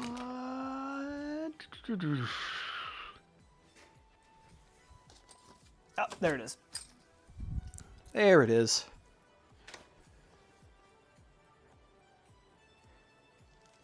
Daylight LEDs for the house. Yeah, I prefer daylight lighting anyway, personally, so that's what we have. Why is this cable chain seem backwards? I'm going to look at this a second here.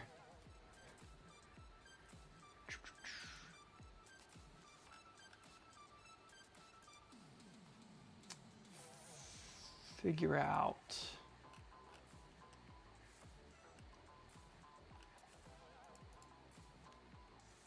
X-axis assembly, no. Y-axis assembly. Which way is the cable chain supposed to go? Looks like I have something backwards, it feels like. Yeah. Oh, how's that supposed to work? There's one cable chain mount here. Oh, it's kind of up a little bit. Okay. I see why. This one cable chain mount is like... I have it the wrong way around, for one. For one thing, I have it the wrong way around.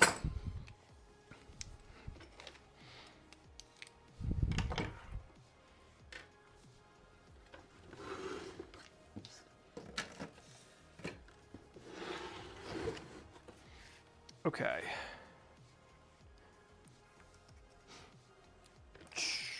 M2, I'm gonna assume.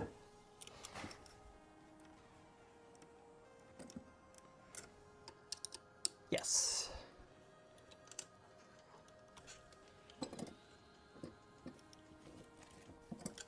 Tilt this thing up a little bit so I can see what I'm doing a little better.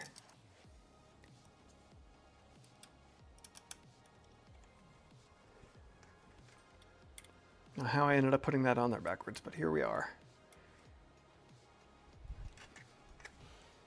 It's okay. I think I would want to take this off of here anyway to make my life a little easier to run the wires through the cable chain. So, pretty sure. Grab a bit here. Where does put my precision screwdriver? So that's going to help.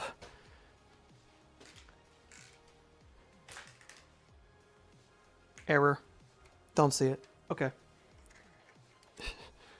I'm so good at losing tools. So good at it. It's a skill. It's a skill. It's not a good skill. It's not a skill I wish I had, but it's a skill I have.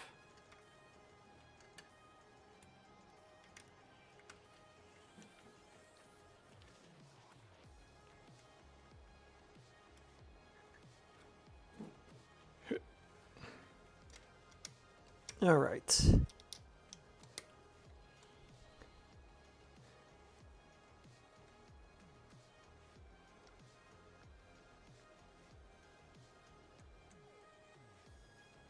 Why does your machine look so amazing?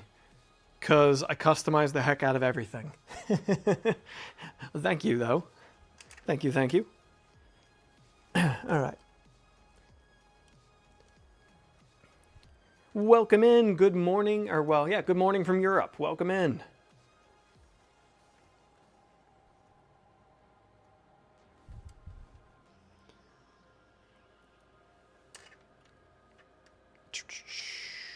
Okay. Now my x-axis motor wire. I need my x-axis motor wire, my x-axis limit switch. I think that's all I need here to run through this cable chain. I think that's what I need. And there we are. Yeah, cool. So this cable chain runs along the length of the y-axis a little bit, and then it loops underneath the bed and heads across. Really hard to show, I'm sorry. I need to unclip these though.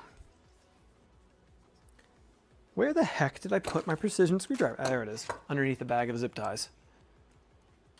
I need to release all of these little clippy clips here on this cable chain.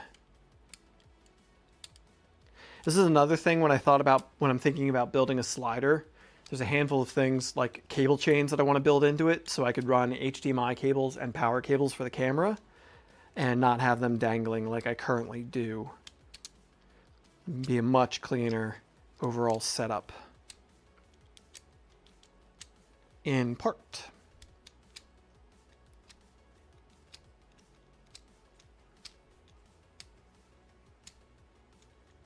All right, all of the cable chain undone. I can slip this wire through it, clip it back together.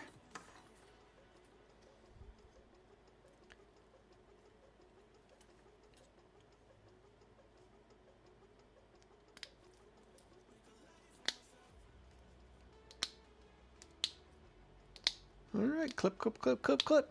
A whole lot of clipping.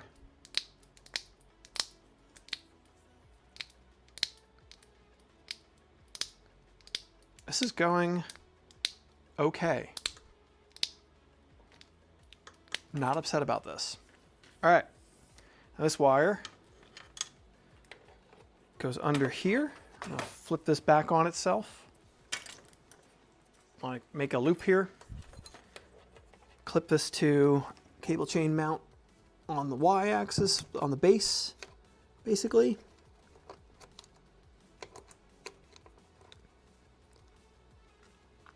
Come on. There we go. Yeah. All right. All right. And clip it to the underside of the table. Sorry, this is one of those things where like repositioning the camera just for the shot would be difficult at best.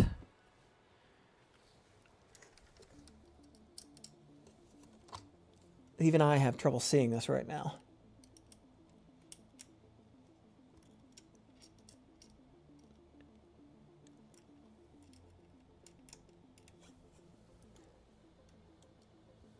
What custom features did you add to your Milo? I haven't really added particularly anything custom. I did, well, I mean, custom aesthetic touches. This hex-faced front cover, these hexed, inserted, and then inlaid black feet on here. I modified a lot of the print files on this thing, actually, just to my own aesthetic and then functional tastes, but they're all next to impossible to see for the most part, unless you were looking at them closely. I put Steve's hand wheel handles on here, Steve's front and rear skirts, but I made them one piece. His are two piece. So this is a single piece skirt on here. The original design is two piece, so it's easier for folks to print, but I had a big enough machine to print it on, so I did.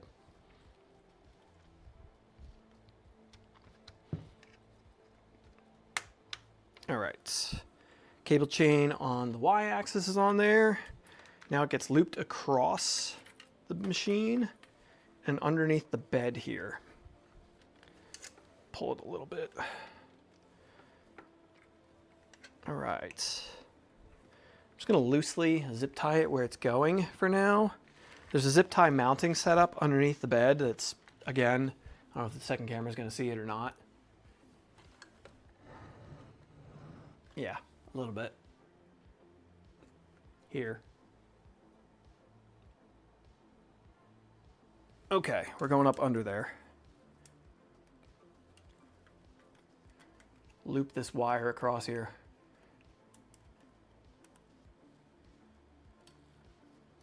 Wish me luck, just sent my first ever hinged print. Hopefully clearance is enough at 0.2 millimeter all around. I would probably aim at like 0.3 or 0.25, but depending on your machine, that very well may do it. Good luck. Fingers crossed. Everything crossed. All right, so that wire comes up and around, and then we go across here.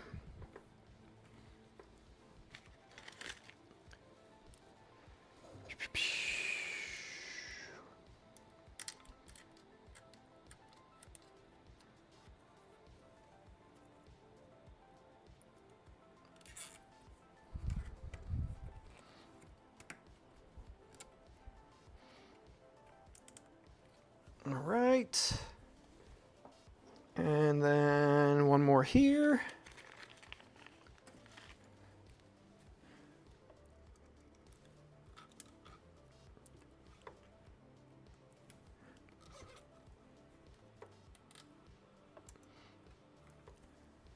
Okay, now we need a cable chain from here to here.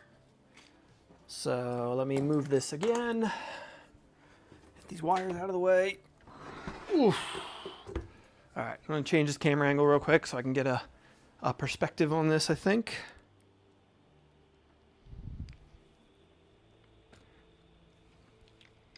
Sorry for shaking the camera.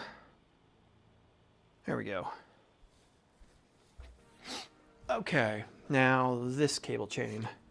I don't 100% know which one this is supposed to be. I'm gonna guess the Z-axis is the shorter one. That would make the most sense. Still working on personal car projects or closed? Are you still working on personal car projects or closed this topic of life? Looks like a deli slicer from that angle. Not really. Yeah, not really working. I mean, I work on our own cars, but no, I'm not working on any projects at this point. It's just not enough.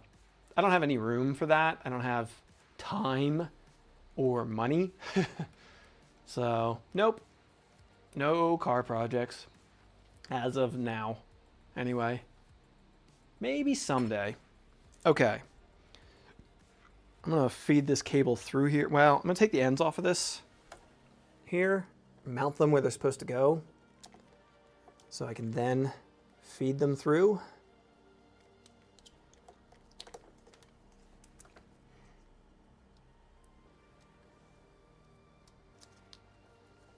All right, a couple of countersunk screws yet. I know I saw a couple left in here. Nope, there we are. Few countersunk screws, 6 to be exact.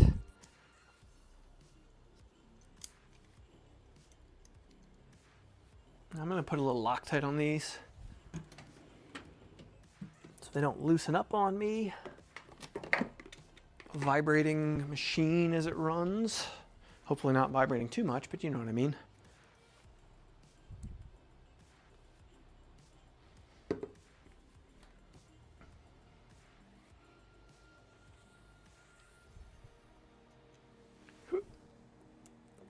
All right, one of these goes on the end of the gantry here.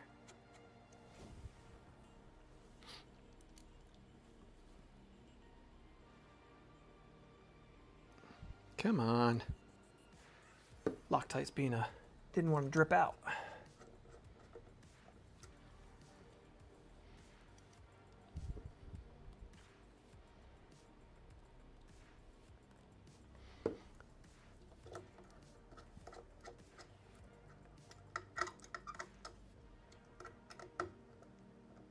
Okay, one of those. Now the other one.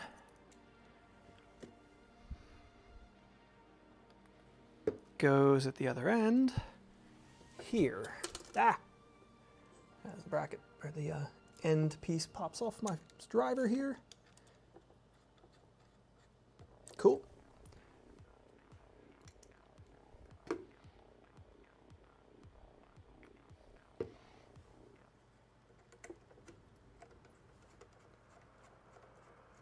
All right, one more screw. Is that a little dark? I can't quite tell. The screen, the TV that I use in here is a little contrasty, so it's hard for me to judge. All right, that's tight, tight, tight. Check these, tight, tight, tight. Cool. Okay, now the cable chain needs to be unlocked. Unlatched so I can feed the cable through it.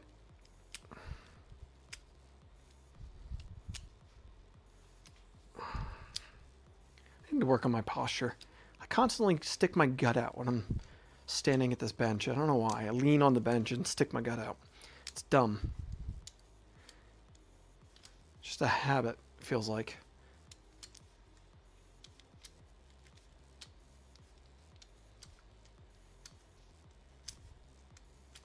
All right. Now feed this cable through here. Yeah, that away. Start clipping it.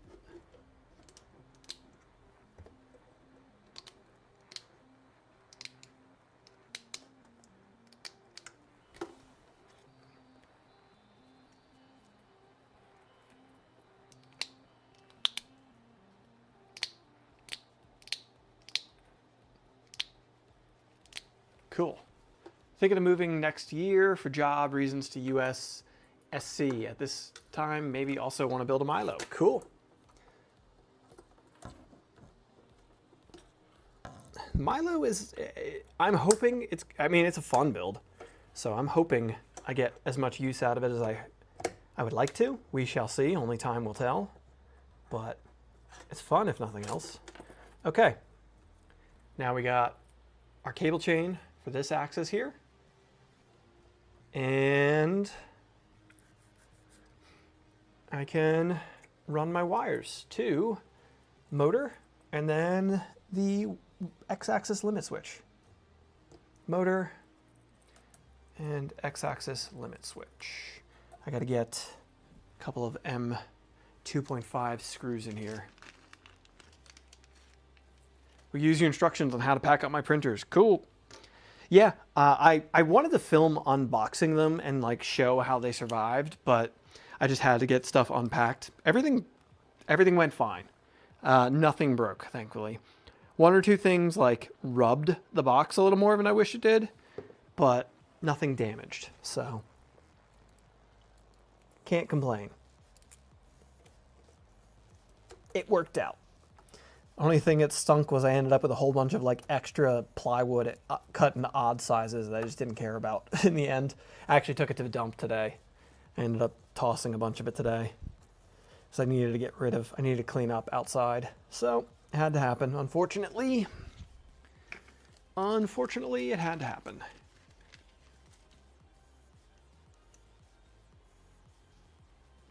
It's alive. I now have the AI I'm working on hearing only me and ignoring ambient voices. Cool.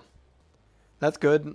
You won't have the typical YouTube, hey, whatever, problem with your home assistant. That's what you're working on, right? I believe that's what you said earlier. Please tell me you're going to say ship's computer or something like that. Hey, computer.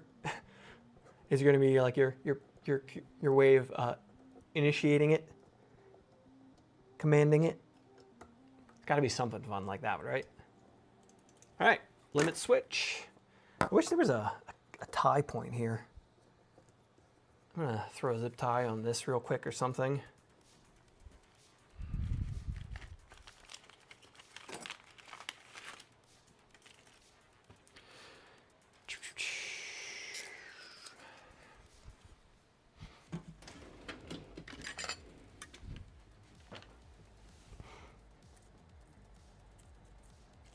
I'm calling it Nova, but it's got a voice print of my voice, so it only answers to me. That's cool. It's like your own security system. My ship only answers to me.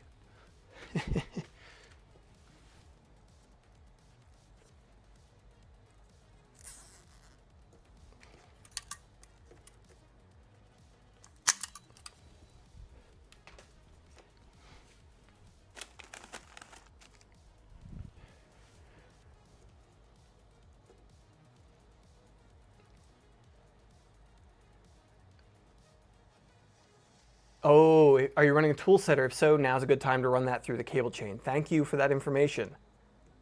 Good to know, because yes, I was intending to do that, so I will look. I misplaced the box for it before last stream, but I found it since then. I did find it since then. So, thank you for that, because I should have done that already then. Damn.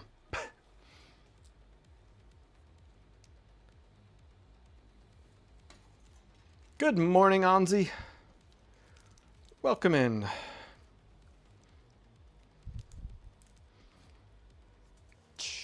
Dang it.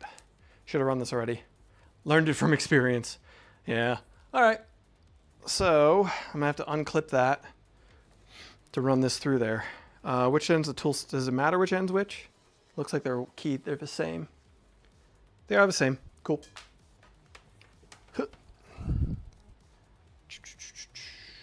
Thank you for helping me learn from your hard way. Sounds like a good parental control feature. Yeah. Yeah, if it only responds to you.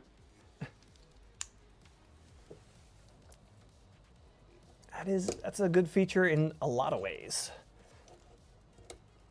Keep others from messing up your configurations or whatever. I'm gonna work backwards on this one. Ooh, actually, I think I need to flip this thing up and plug this in underneath quick, so I get this in the right position, or get as much length out of it as I need. Okay, back to the wiring diagram. Sorry, Dave, can't let you do that. Dave Jr. Tool setter. Okay. Tool setter wiring. Pop up the... I've been kind of terrible what I meant to do. Okay, so tool setter wiring plugs into the main board between those two ports. Okay, I'm gonna have to flip this up real quick and plug it in underneath before I move forward. So, sorry, I want to be obstructing view probably a little bit here.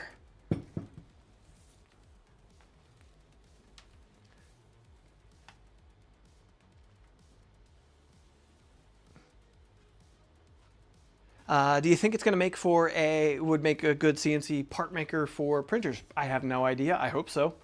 That is my hope. Yeah, we will find out. You're right that I have no idea yet. You are right that I do not yet know. But we shall find out.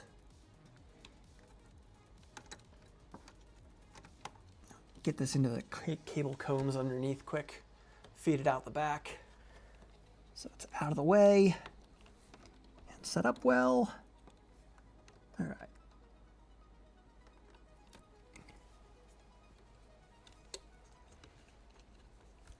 Yeah. Okay.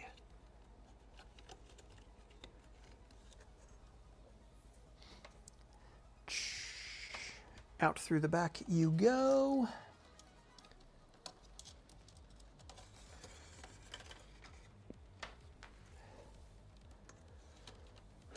All right.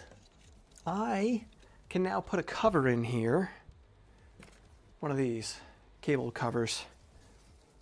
Oh, it's actually the right length already. Bam. I know you can't see this, I'm sorry. I'm just talking to myself under here. Rearranging the whole camera setup just to run one cable would be annoying. Be annoying to say the least. Okay, one cable cover in there. Okay. Now the tool setter cable is here. I need to undo this Y-axis chain to feed it through there.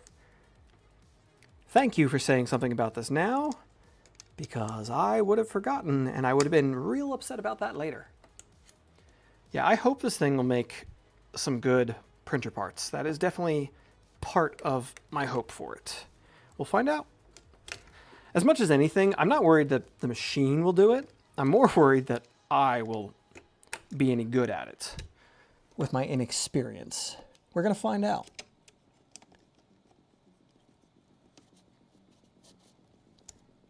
We are going to find out.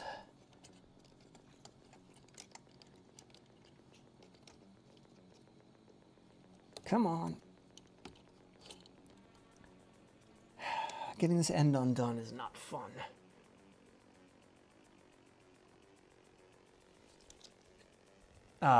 Seems like it could be a good way to set you a level higher for self-made parts. Yeah, definitely a good way to step up your game. Prototype your own stuff before maybe you send it out for, you know, if you're designing your own mods or something, maybe you could prototype with this and then have somebody like PCBWay or a bigger CNC shop do production runs to sell. Stuff like that. This one's way more not fun to undo with it in position.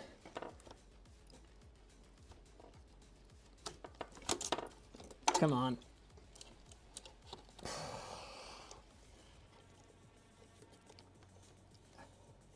Get out of there. Oop. Well, disconnected at the wrong spot. Hopefully it goes back together properly. That's not what I intended to happen. Does CNC bring new experience in 3D modeling and new software skills? Yes. There is a whole set, like CAM, the toolpath making and all that's a different animal here, so different animal. So yes, there is definitely a change, a difference there, and different things to learn. They're kind of like Vorons, they're precise and reliable as you make it. Yeah, mine has been pretty awesome so far, but I'm still learning. Cool.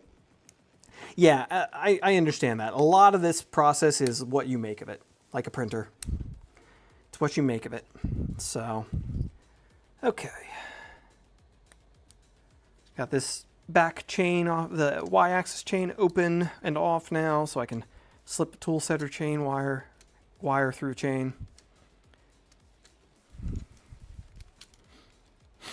I might be able to, nah, I'm not even gonna bother. was gonna say I might be able to feed it through because it's got a much smaller wire JST connector on it, but screw it. Screw it.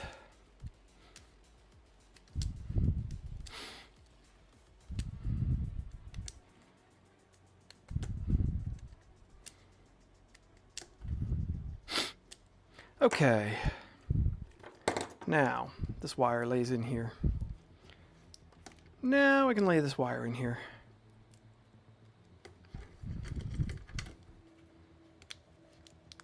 Sorry, I'm working behind the machine right now, I realize. I'm just running a second wire through the cable chain that I've already run one wire through for the tool setter, which is basically an Endstop switch for the tools. Are you planning to come into Rocky Mountain? Yes, I do plan to get to Rocky Mountain again this year. Whether or not that's going to happen, I don't 100% know. I'm going to Smurf 2024. We'll see folks in England, but I do intend to get to Rocky Mountain. Whether it happens or not, we shall see.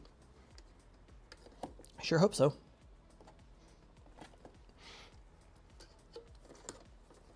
I sure hope so. All right. Now I can reconnect this to this chain. Local to me. Cool.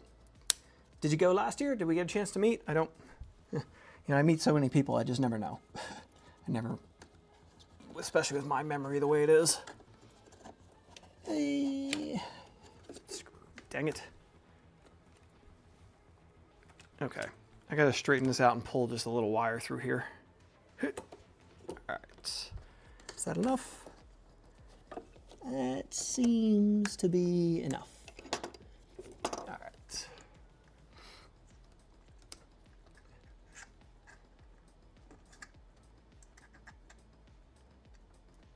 right. No, we didn't meet. Went a little on Saturday. Yeah. Saturday I was probably hiding in the creator space. I was a little overwhelmed, I think, Saturday, so. It was the busy time of day. The busy day.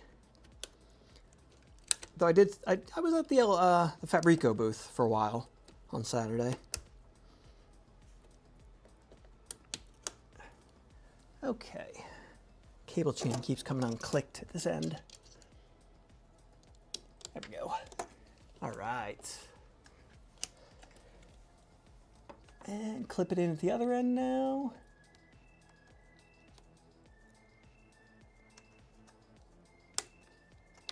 Boom. All right, that's what I needed. Now I can zip tie, unclip these zip ties, run the wire, the second cable along with this one, around there. Ow. My wrist is angry. I was manually screwing on that RC car a little too much this week, I think.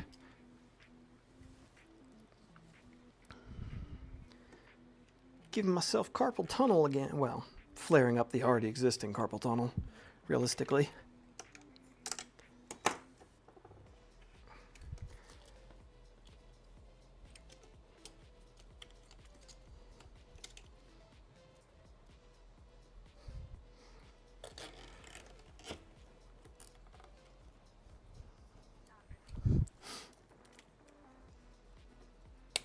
All right.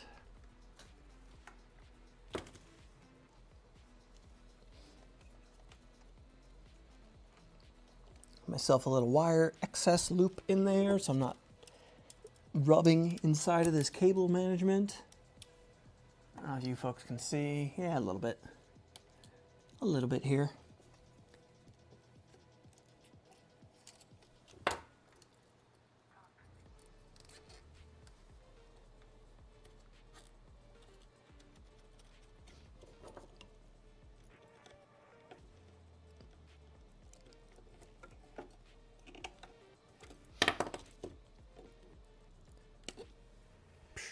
All right, couple more zip ties.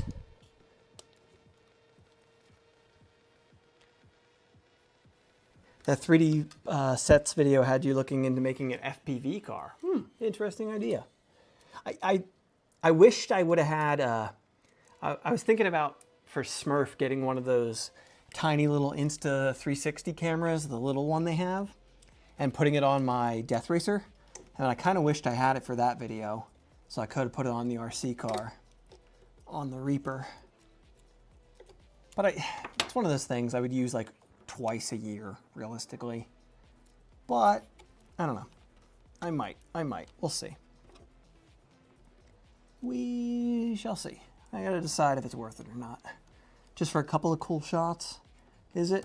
Probably. Maybe. I don't know. I don't know. Okay, one more zip tie here, and I can do the other cable chain that's at least visible.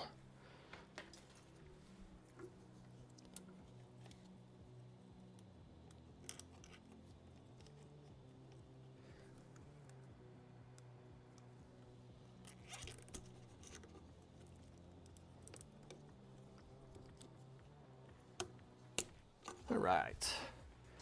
Okay, next cable chain. I'm gonna brighten this camera up a little bit. Move.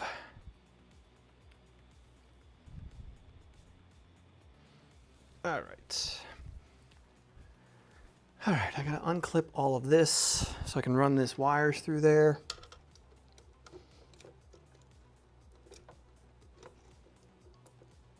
This one's a whole lot easier to get to.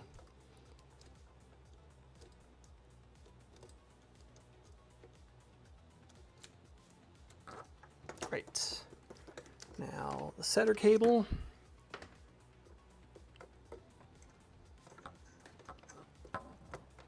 I'm gonna run this down this way. Get a little excess in there so I'm not like, I'm gonna throw a zip tie on that back here.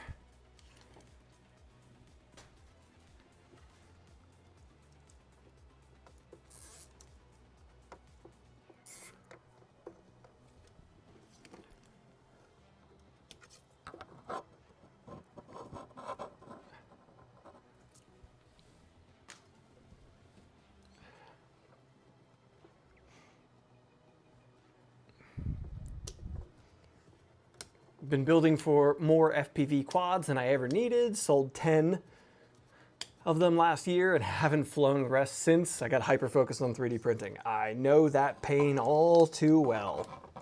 That's a very familiar sentence to me. That is a very familiar sentence. Well, not the quadcopters. I've never built drones, but the sentiment of getting hyper-focused on 3D printing certainly is no stranger to me. Okay. Get on there. There we go. That doesn't want to clip in there quite nice. Pair of pliers. Tighten it on there a little, see if I can squish it. I don't know why. Yeah, it's on there. It's just not as tight as I might like. Okay. I'll zip tie this up. Out of the way. And that is that for now. Okay. One more motor and limit switch away from done. Now we got the Z-axis. Z-axis motor and Z-axis limit switch right here. Loop this to here. Here, kind of just bundle all these wires at the back of the machine together and zip tie them together so they're not a mess, and so they're not rubbing on this skirt back here. I'm positioning the zip tie as a bit of like strain relief. I'll do that sometimes, so if things are going to rub, it'll be the zip tie that rubs, not the wires, even though they are insulated and whatever. But off to bed. All right, Pete, thank you. Thanks for the wiring help. You are welcome. Thanks for being here, Pete. Have a good one.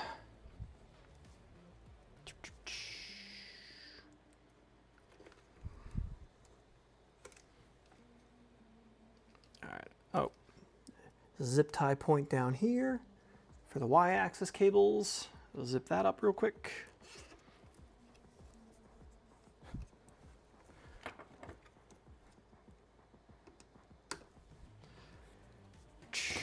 Now, this Z-axis wire runs... Where do they want the Z-axis wire to run? Morning from the UK. Just woke up to the stream announcement. Welcome in, Scotty. Welcome in. Okay, this just basically runs up along here. Oh, okay. This piece goes... Where? Here? Here? It looks like? Yeah, looks like here. Okay, I gotta take a couple of these screws out and put that in there.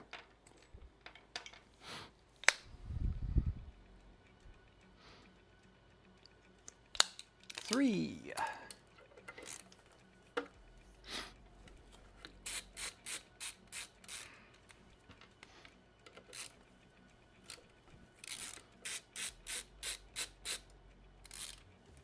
All right.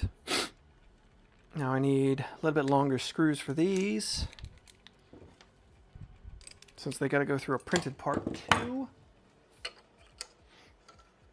What? M5 by 16s probably. Do I have any more 16s?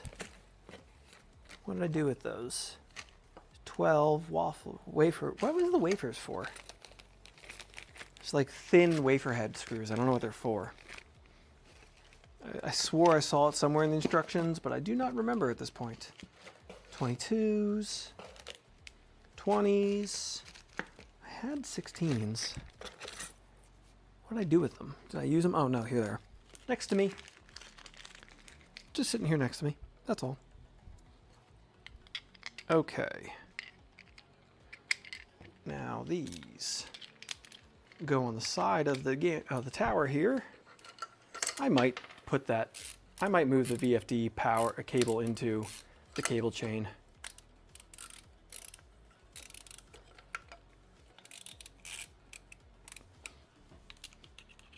I feel like it's going to be a little bit cleaner look if I do.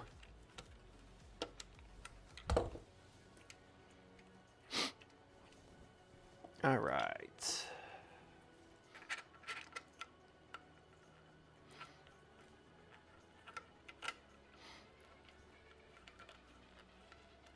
All right.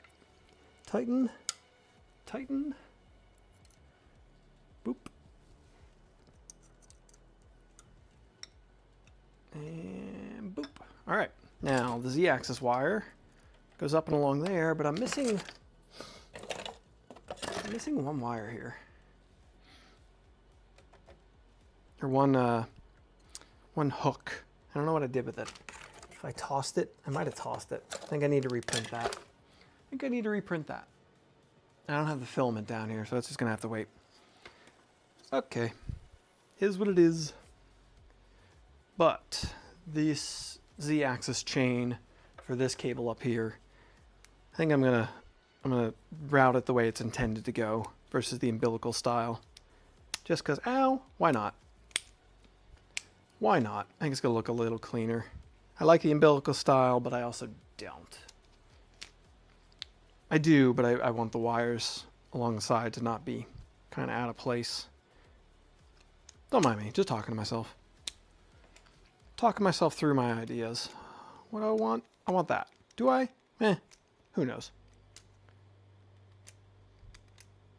It's that time of night where I'm going to start going a little loopy, I think.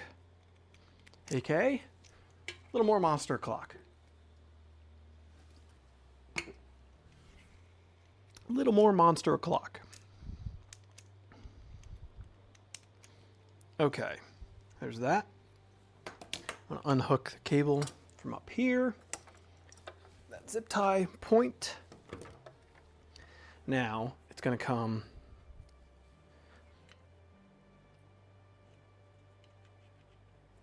through there. Couple more screws.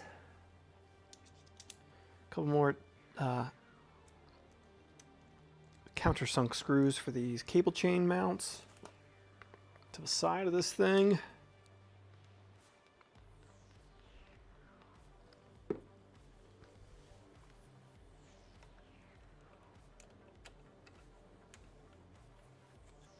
What's my daily go-to printer for standard single color and multicolor printing? Well, lately my go-to for single color is my Prusa Mark IV, and multicolor is my Prusa XL.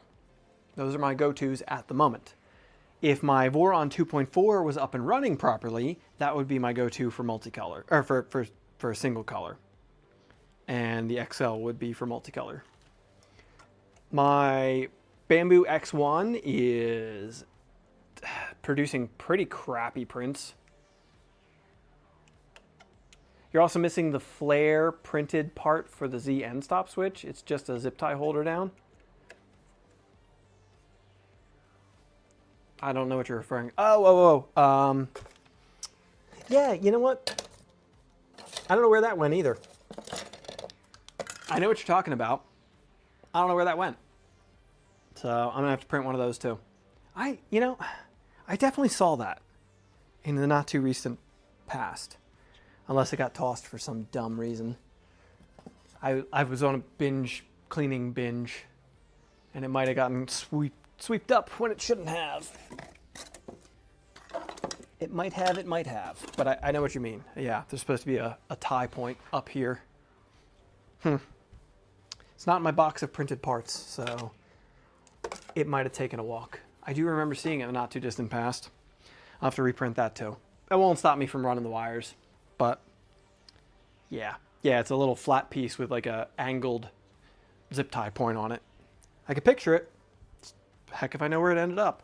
But yeah, my Bamboo X1 is it's producing fairly crappy prints, honestly, in my opinion. I don't like the quality coming off of it anymore. I think it really needs a full rebuild. I think my Bamboo X1 just needs a rebuild. It's a Kickstarter unit. It's got over 2,000 hours on it. Should, I think, hold up longer than that, but here we are. So I'm tempted. I don't think I'll have time for it till the new year, but I am tempted to order everything to completely rebuild it and do a rebuild stream on my X1. I also have intention to do... Are you going to try out the box turtle? I don't know. If I can get a kit from LDO, maybe.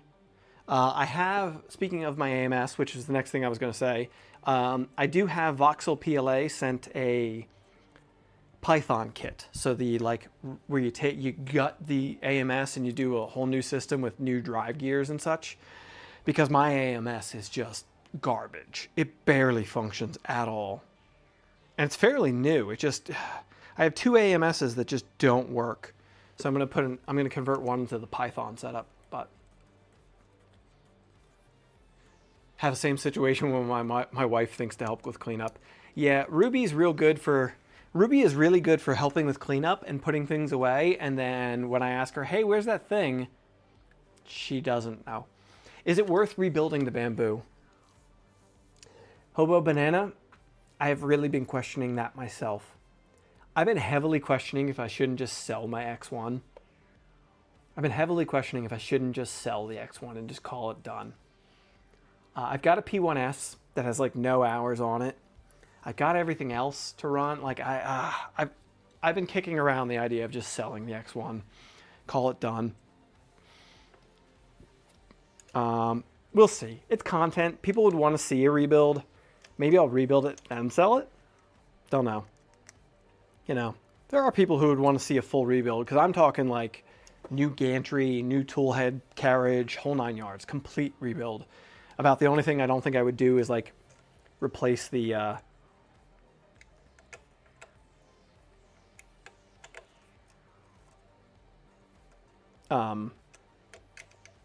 replace the motors. I don't know that I see any reason to replace the motors. But everything else, belts and whole 9 yards in that respect, was what I was thinking about doing, so I don't know. All right. Steve had a version of this that lets the wire flit through there. I think I'm going to reprint this mount so I can do that, but I'll do that later when I reprint those other pieces I'm missing. How does the A1 rate against the SV06 Ace? The new SV06, I assume you're asking, the Ace. I like the SV06 Ace. I like that it's clipper, and I like that I can mess with it. So far, pretty solid machine. The bed isn't the flattest thing on it. Like the one unit, both units I have two of them. Both of them, the beds aren't really that flat, in my opinion. So that's not amazing. But for the price point, I understand that. And bamboo beds aren't flat either. You just can't see a graph to see how unflat they are. The A1 is a more polished product, and you get the bamboo ecosystem of all their profiles and such. There's not many profiles for the SV06 Ace yet. So it comes down to whether or not you want a machine to fiddle with and the ability to fiddle with, because it's clipper. You can do whatever the heck you want. And whether you care about multicolor, I think. If you care about multicolor and you care about the future possibility of multicolor even with the A1, and you want the bamboo ecosystem, if you don't mind the cloud-based stuff, then I would say bamboo, the A1. Print quality, I don't know if they're that different. I gave away the A1 before I moved to a local makerspace. So I never had a lot of time in on the A1. I just never had a lot of use for it in my work. And then when the move was coming, I gave it away to a makerspace. So, yeah. It's hard to say. If maybe an AMS type system could be adapted. I mean, the box turtle could likely be adapted to it. I don't know for sure. I haven't worked with the box turtle yet to really say. Dang it, I just put that on backwards. Hard to say, but the possibility exists, certainly. Motor wiring. The motor wiring doesn't go through the cable chain. Motor wiring doesn't go through the cable chain. Just the spindle. Yeah. Thank you for looking out, but yeah. Did you answer about giving the box turtle a try? I don't know. I don't have any time for it right now. I would like to. I haven't talked to Jason about getting a kit because I need to get this build finished, because this is the last thing Jason LDO sent me that I haven't finished. So I'd like to get a kit. I haven't ordered one. I cannot justify buying things right now. I've got plenty of builds and stuff to finish. So I would like to, but I don't know. I don't really have need of it. The Prusa XL is so nice for multicolor. The tool changer is just such a lovely ecosystem to exist in. So I don't 100% know. I would like to play with it just for the fun of it and the, you know, tech, whatever. Doing all right on time. Yeah, I think so. Just about 11. So I think we're going to get done. I think we're going to get done what I wanted to get done. So spindle wire is run for now. It could be a little tighter through there, but I'm not too worried about that. I got to reprint 2 or 3 pieces that I'm missing here, but they're not going to stop us from moving forward. I'm wondering if it'd be possible to use Creality's CMF for other machines. Who knows? Creality and Anycubic and Cheaty, I just don't know with their machine, their multicolor systems, whether or not they're going to be like generally clipper compatible. It'd be lovely if they were, but it would not shock me in the least if they did some silly thing that kept them from being so. I don't know. I don't have any of those. I don't have a relationship with Anycubic or Creality lately. Haven't heard from them in a long time. So, all right. Get the Endstop switch on here. I think we could power this thing up and move it, which is all I really wanted to get done on this stream. As far as like final tuning and configuration, that is such a slow and laborious process that I just can't see streaming that, unfortunately. However much I understand people want to see more stuff on streams, I don't know about that. If it was made to work more globally with any printer, it would be a marketing point. There's a very good point. If it was a more global system, they should be making a point about it. I wonder if it's not that. It's probably down to that whatever it needs to work with is in their fork of Clipper, and as such, mainline Clipper just can't make use of it yet.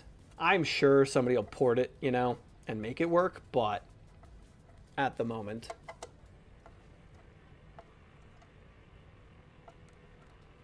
if it's worth doing that, who knows? Can you even buy it separately from the K2? I don't know.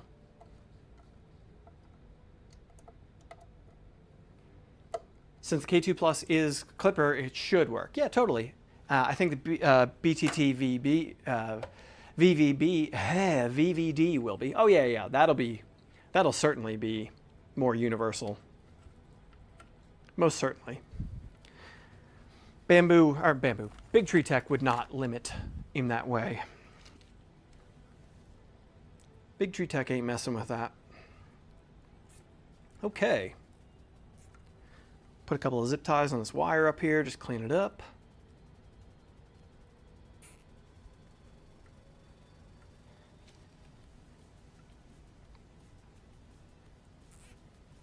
All right. Our Z-axis motor and Z-axis limit switch are in place. I'm just going to throw a few zip ties on where they're going here.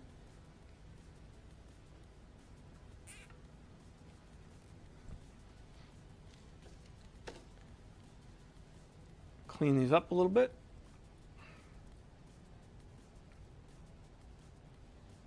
Make a little spiky hedgehog of zip ties.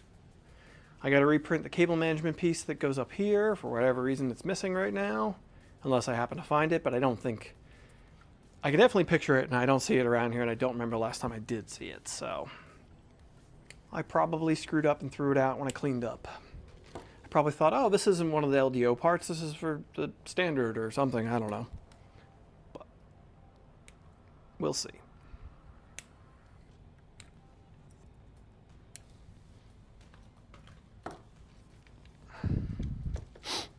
All right.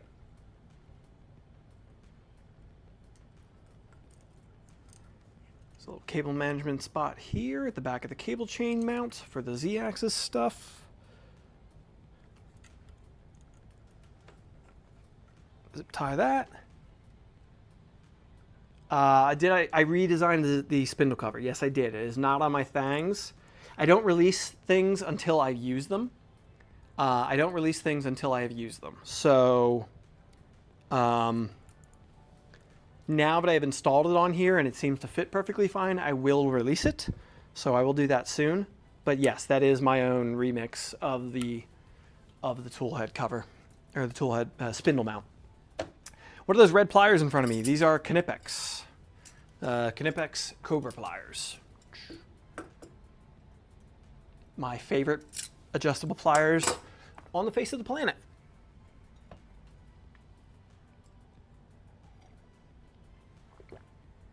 Am I planning on making a Heart of Iron version? Yes, I am. Jake from the Millennium Machine team just said he's going to give me a Heart of Iron at Smurf next month. So after I get a Heart of Iron set up, I will make this into a Heart of Iron version. Yes. Yes, I will. All right.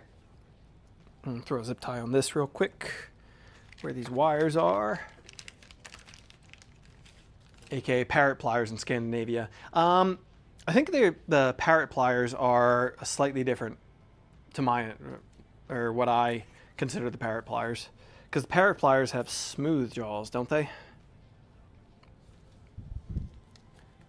Or those are the Raptors I'm thinking of. I'm thinking of the Raptors. German-made pliers, so common in Europe, I'm sure. Okay. I think we're ready to fire this thing up. I'll double check things, but I am 90% sure we are ready to commission. At least move it. The heart of iron cover I can't get to print to my liking. The overhangs are a little too aggressive. That's one of the things I changed with this. The overhangs were too aggressive for my liking. Yeah, yeah. So I will definitely toy with that. I am not a fan of 45-degree overhangs on my parts. I aim for 60 plus degrees for that very reason. So I haven't started messing with the heart of iron version, but I will. I definitely will. Good morning from Sweden. Welcome in, Electricon for real. All right, back to the instructions. Let's see what if anything I'm missing here. No, that's the LDO instructions. I want the... All right, pre-flight checks. I think we're ready to fire it up. I'm gonna plug it in.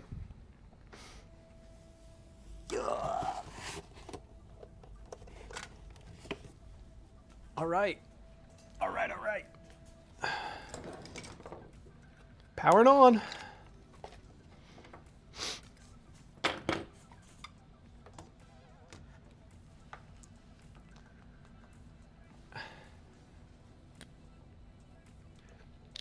Do you release just STLs or will you release steps? Steps. If I work off of open source designs, I follow the license for whatever I'm working off of. So it will be full step files and everything. I don't break licenses. So it will be step files, yes. All right. 1 second. I'm gonna grab the IP address. I don't remember what it is.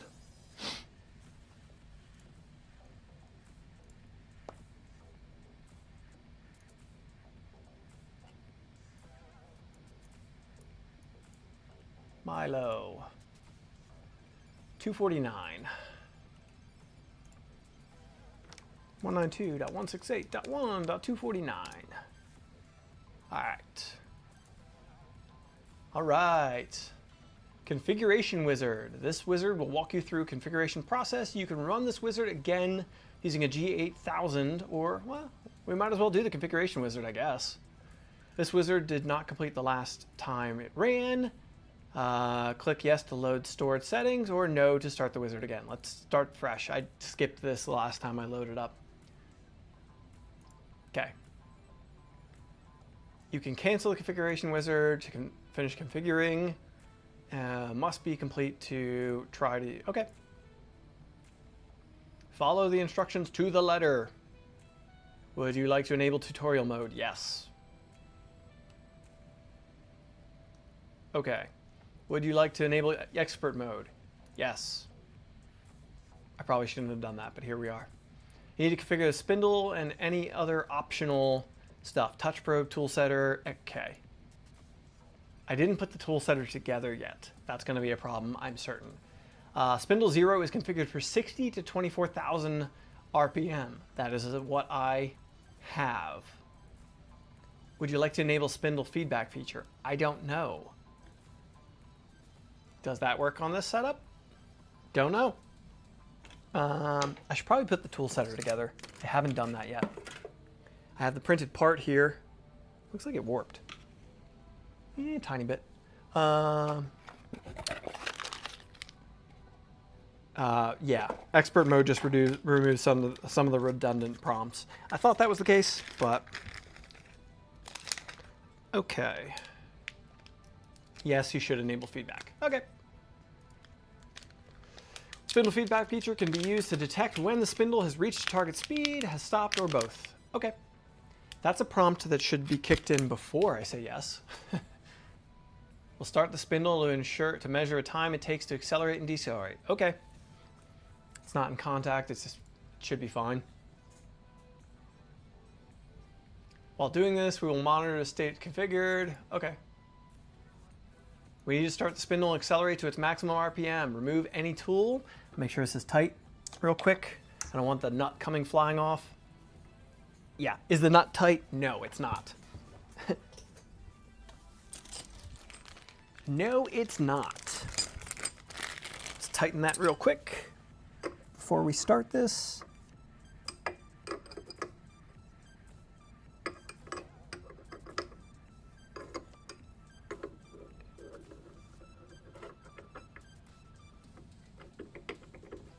especially since the emergency switch is up there and I'm back here.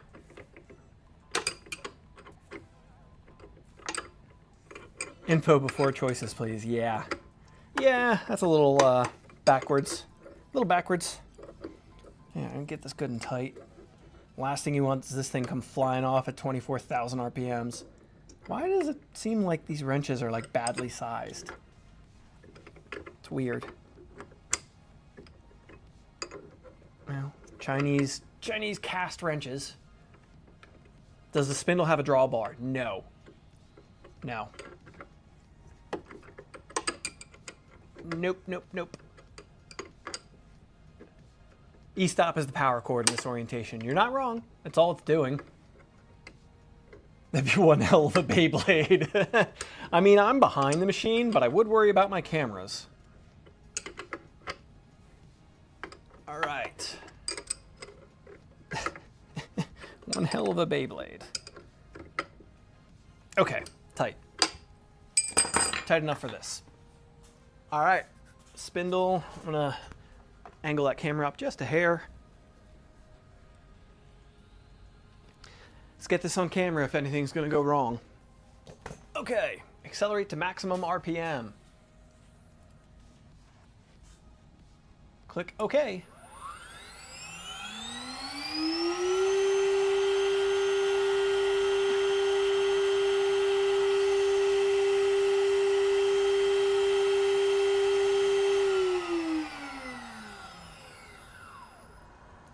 Okay, spindle stopped. Would you like to enable coolant control feature? No, not at this moment. I don't have coolant control yet. It's alive! Have you done your VFD settings? Nope. I just have the VFD set to maximum speed. Oh.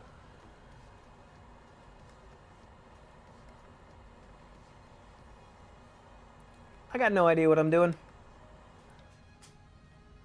Okay, we need to choose datum tool, which can be a metal dowel or a gauge pin or a flat-tipped end mill. They're on Discord. Okay. Where is the CNC starter kit? Is there a metal dowel in the CNC starter kit?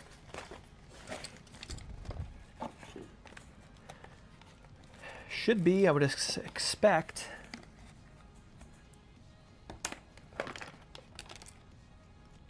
Collets.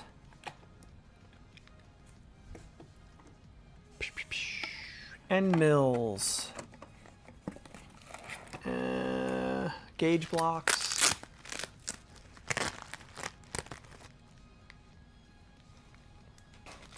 Unless you have a 10mm collet, yeah. I don't see a dowel in mine. Oh wait, nope, there it is. Yep, 10 mil. Do I have a 10mm collet? Collet. 3mm? Is that? No. ER16. ER16. Oh. Nope. Okay. Well, that's silly. Why would it come with a? Why does it come with a pin that you can't use? Why does it come with a pin you can't use? I guess I'll put this flat-tipped one in there. Don't come with 10mm collet. Okay. I will put this one in. This kind of flat-tipped one. It's not really flat-tipped.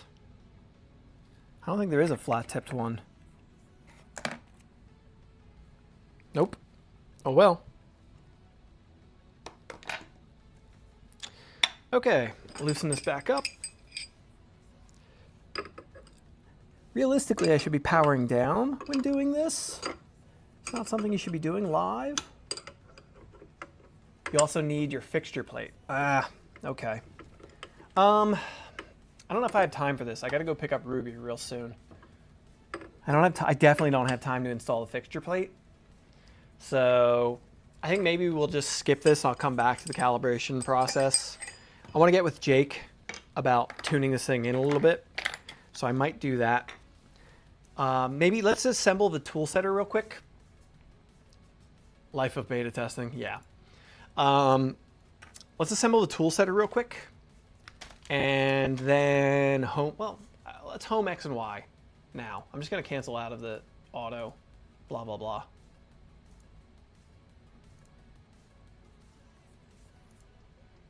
I'm gonna reload this.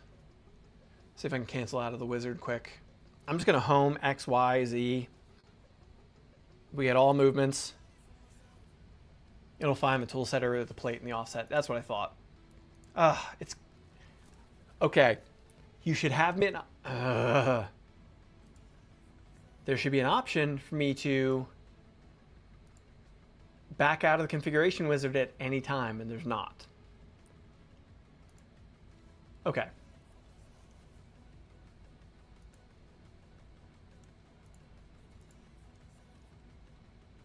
M119 for querying end stops.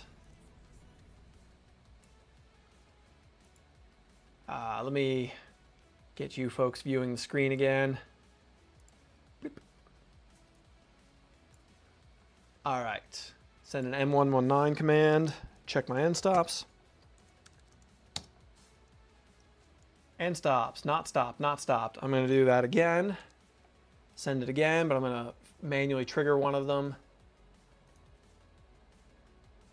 Z at max. Let's do the same thing with Y. Y at max. X. I can see it in the guide here up at the top right underneath the console. I can see the command, but I still want to check. All right, I'm going to do a G28. G28Z.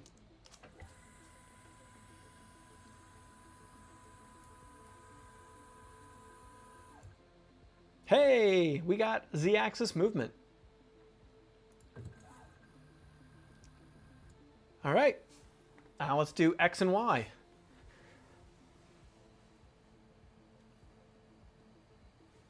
Let's do X and Y. I'm gonna do X first.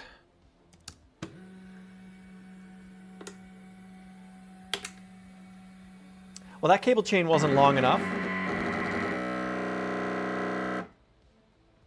One, I used the wrong cable chain on the X-axis, I think. I used the one, well, no. That cable chain's not long enough. What did I do wrong there? I don't know. But cable chain just popped off. So I've got to figure that out. Did I use the Y-axis one on the X-axis? I don't think so. Well, whatever. Let's reboot. How do I reboot this thing?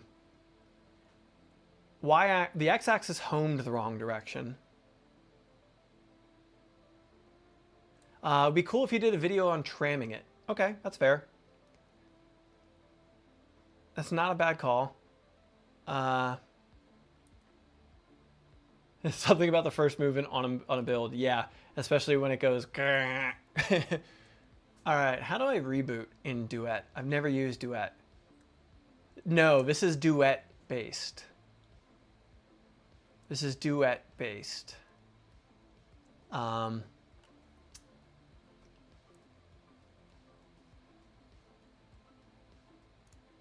How the heck do I reboot this thing?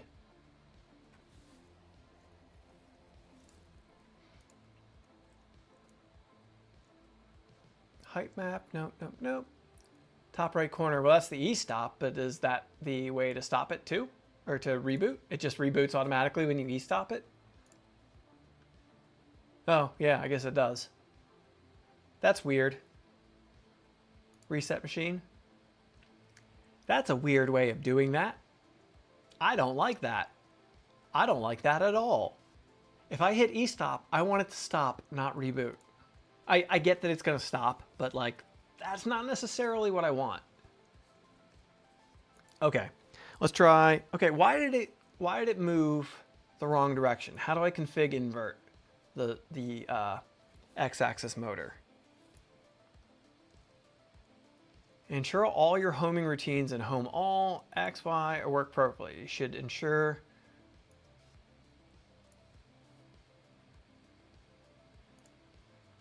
files, system. All right, let's take a look in our homing protocol, in our homing setups here, I guess. Home X. How do I invert in Duet?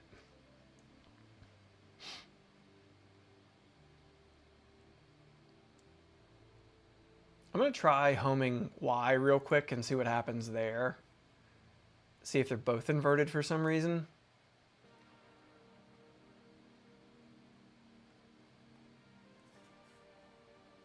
Go away, menu. Thank you. My taskbar keeps popping up when I go too low. Okay, dashboard. Let's home Y. Let's see what happens. Insufficient axes homed. Home Z. Z's homing properly. Let's try homing Y. There we go. Y's homing properly. I'm just gonna try X again. Maybe it was just a hiccup. Nope. X is traveling the wrong way.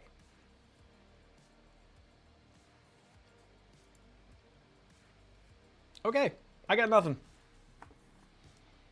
How do I invert a motor movement on Duet? On Clipper, I would just add a frickin' exclamation point right now and we'd be good. Front wheel has a lot of wobble when it spins. Possibly. Backlash could be too tight too. No, it's traveling, it's going all the way that way when it needs to go that way to home. Like, I mean, I'm not saying you're wrong, but it's traveling the wrong way. Absolutely. It was in the middle at the start and it went that way when it needed to go that way. Each time I try to home it, it's trying to go the wrong direction. So it's like the motor's inverted.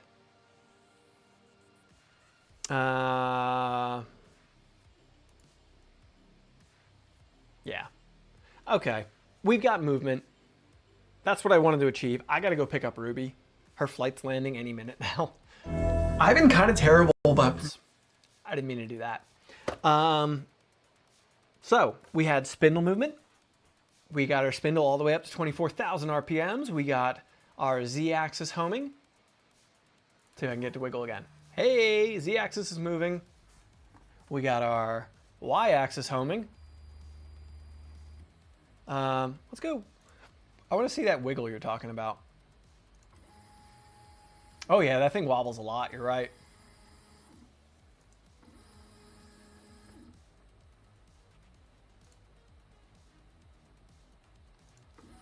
But we got Y-axis movement. How's that metal mill doing for you? This is our first movement, so okay.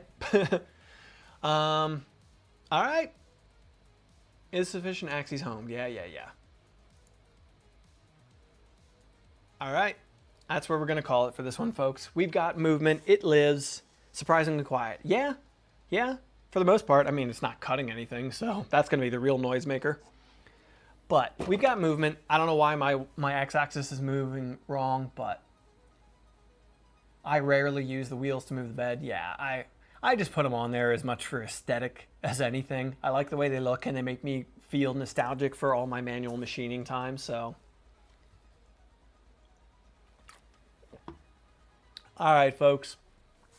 Coming in just under 3 hours on the stream, we've got this thing up and alive. Z-axis, Y-axis homing, X-axis is traveling the wrong way. We'll figure that out. And the X-axis cable chain is way too short. I don't know why. Because the Y-axis chain looks to be correct to me. Unless I just put it in the wrong place? Possibly? I don't know. I'll figure it out. Well done, teething problems. Happens. So, all right, folks. That's where I'm going to have to call it for this one.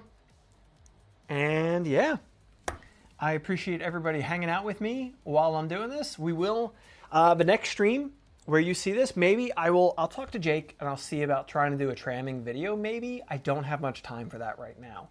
I've got way too many projects to get done for Mandic Really right now, but I will heavily consider it.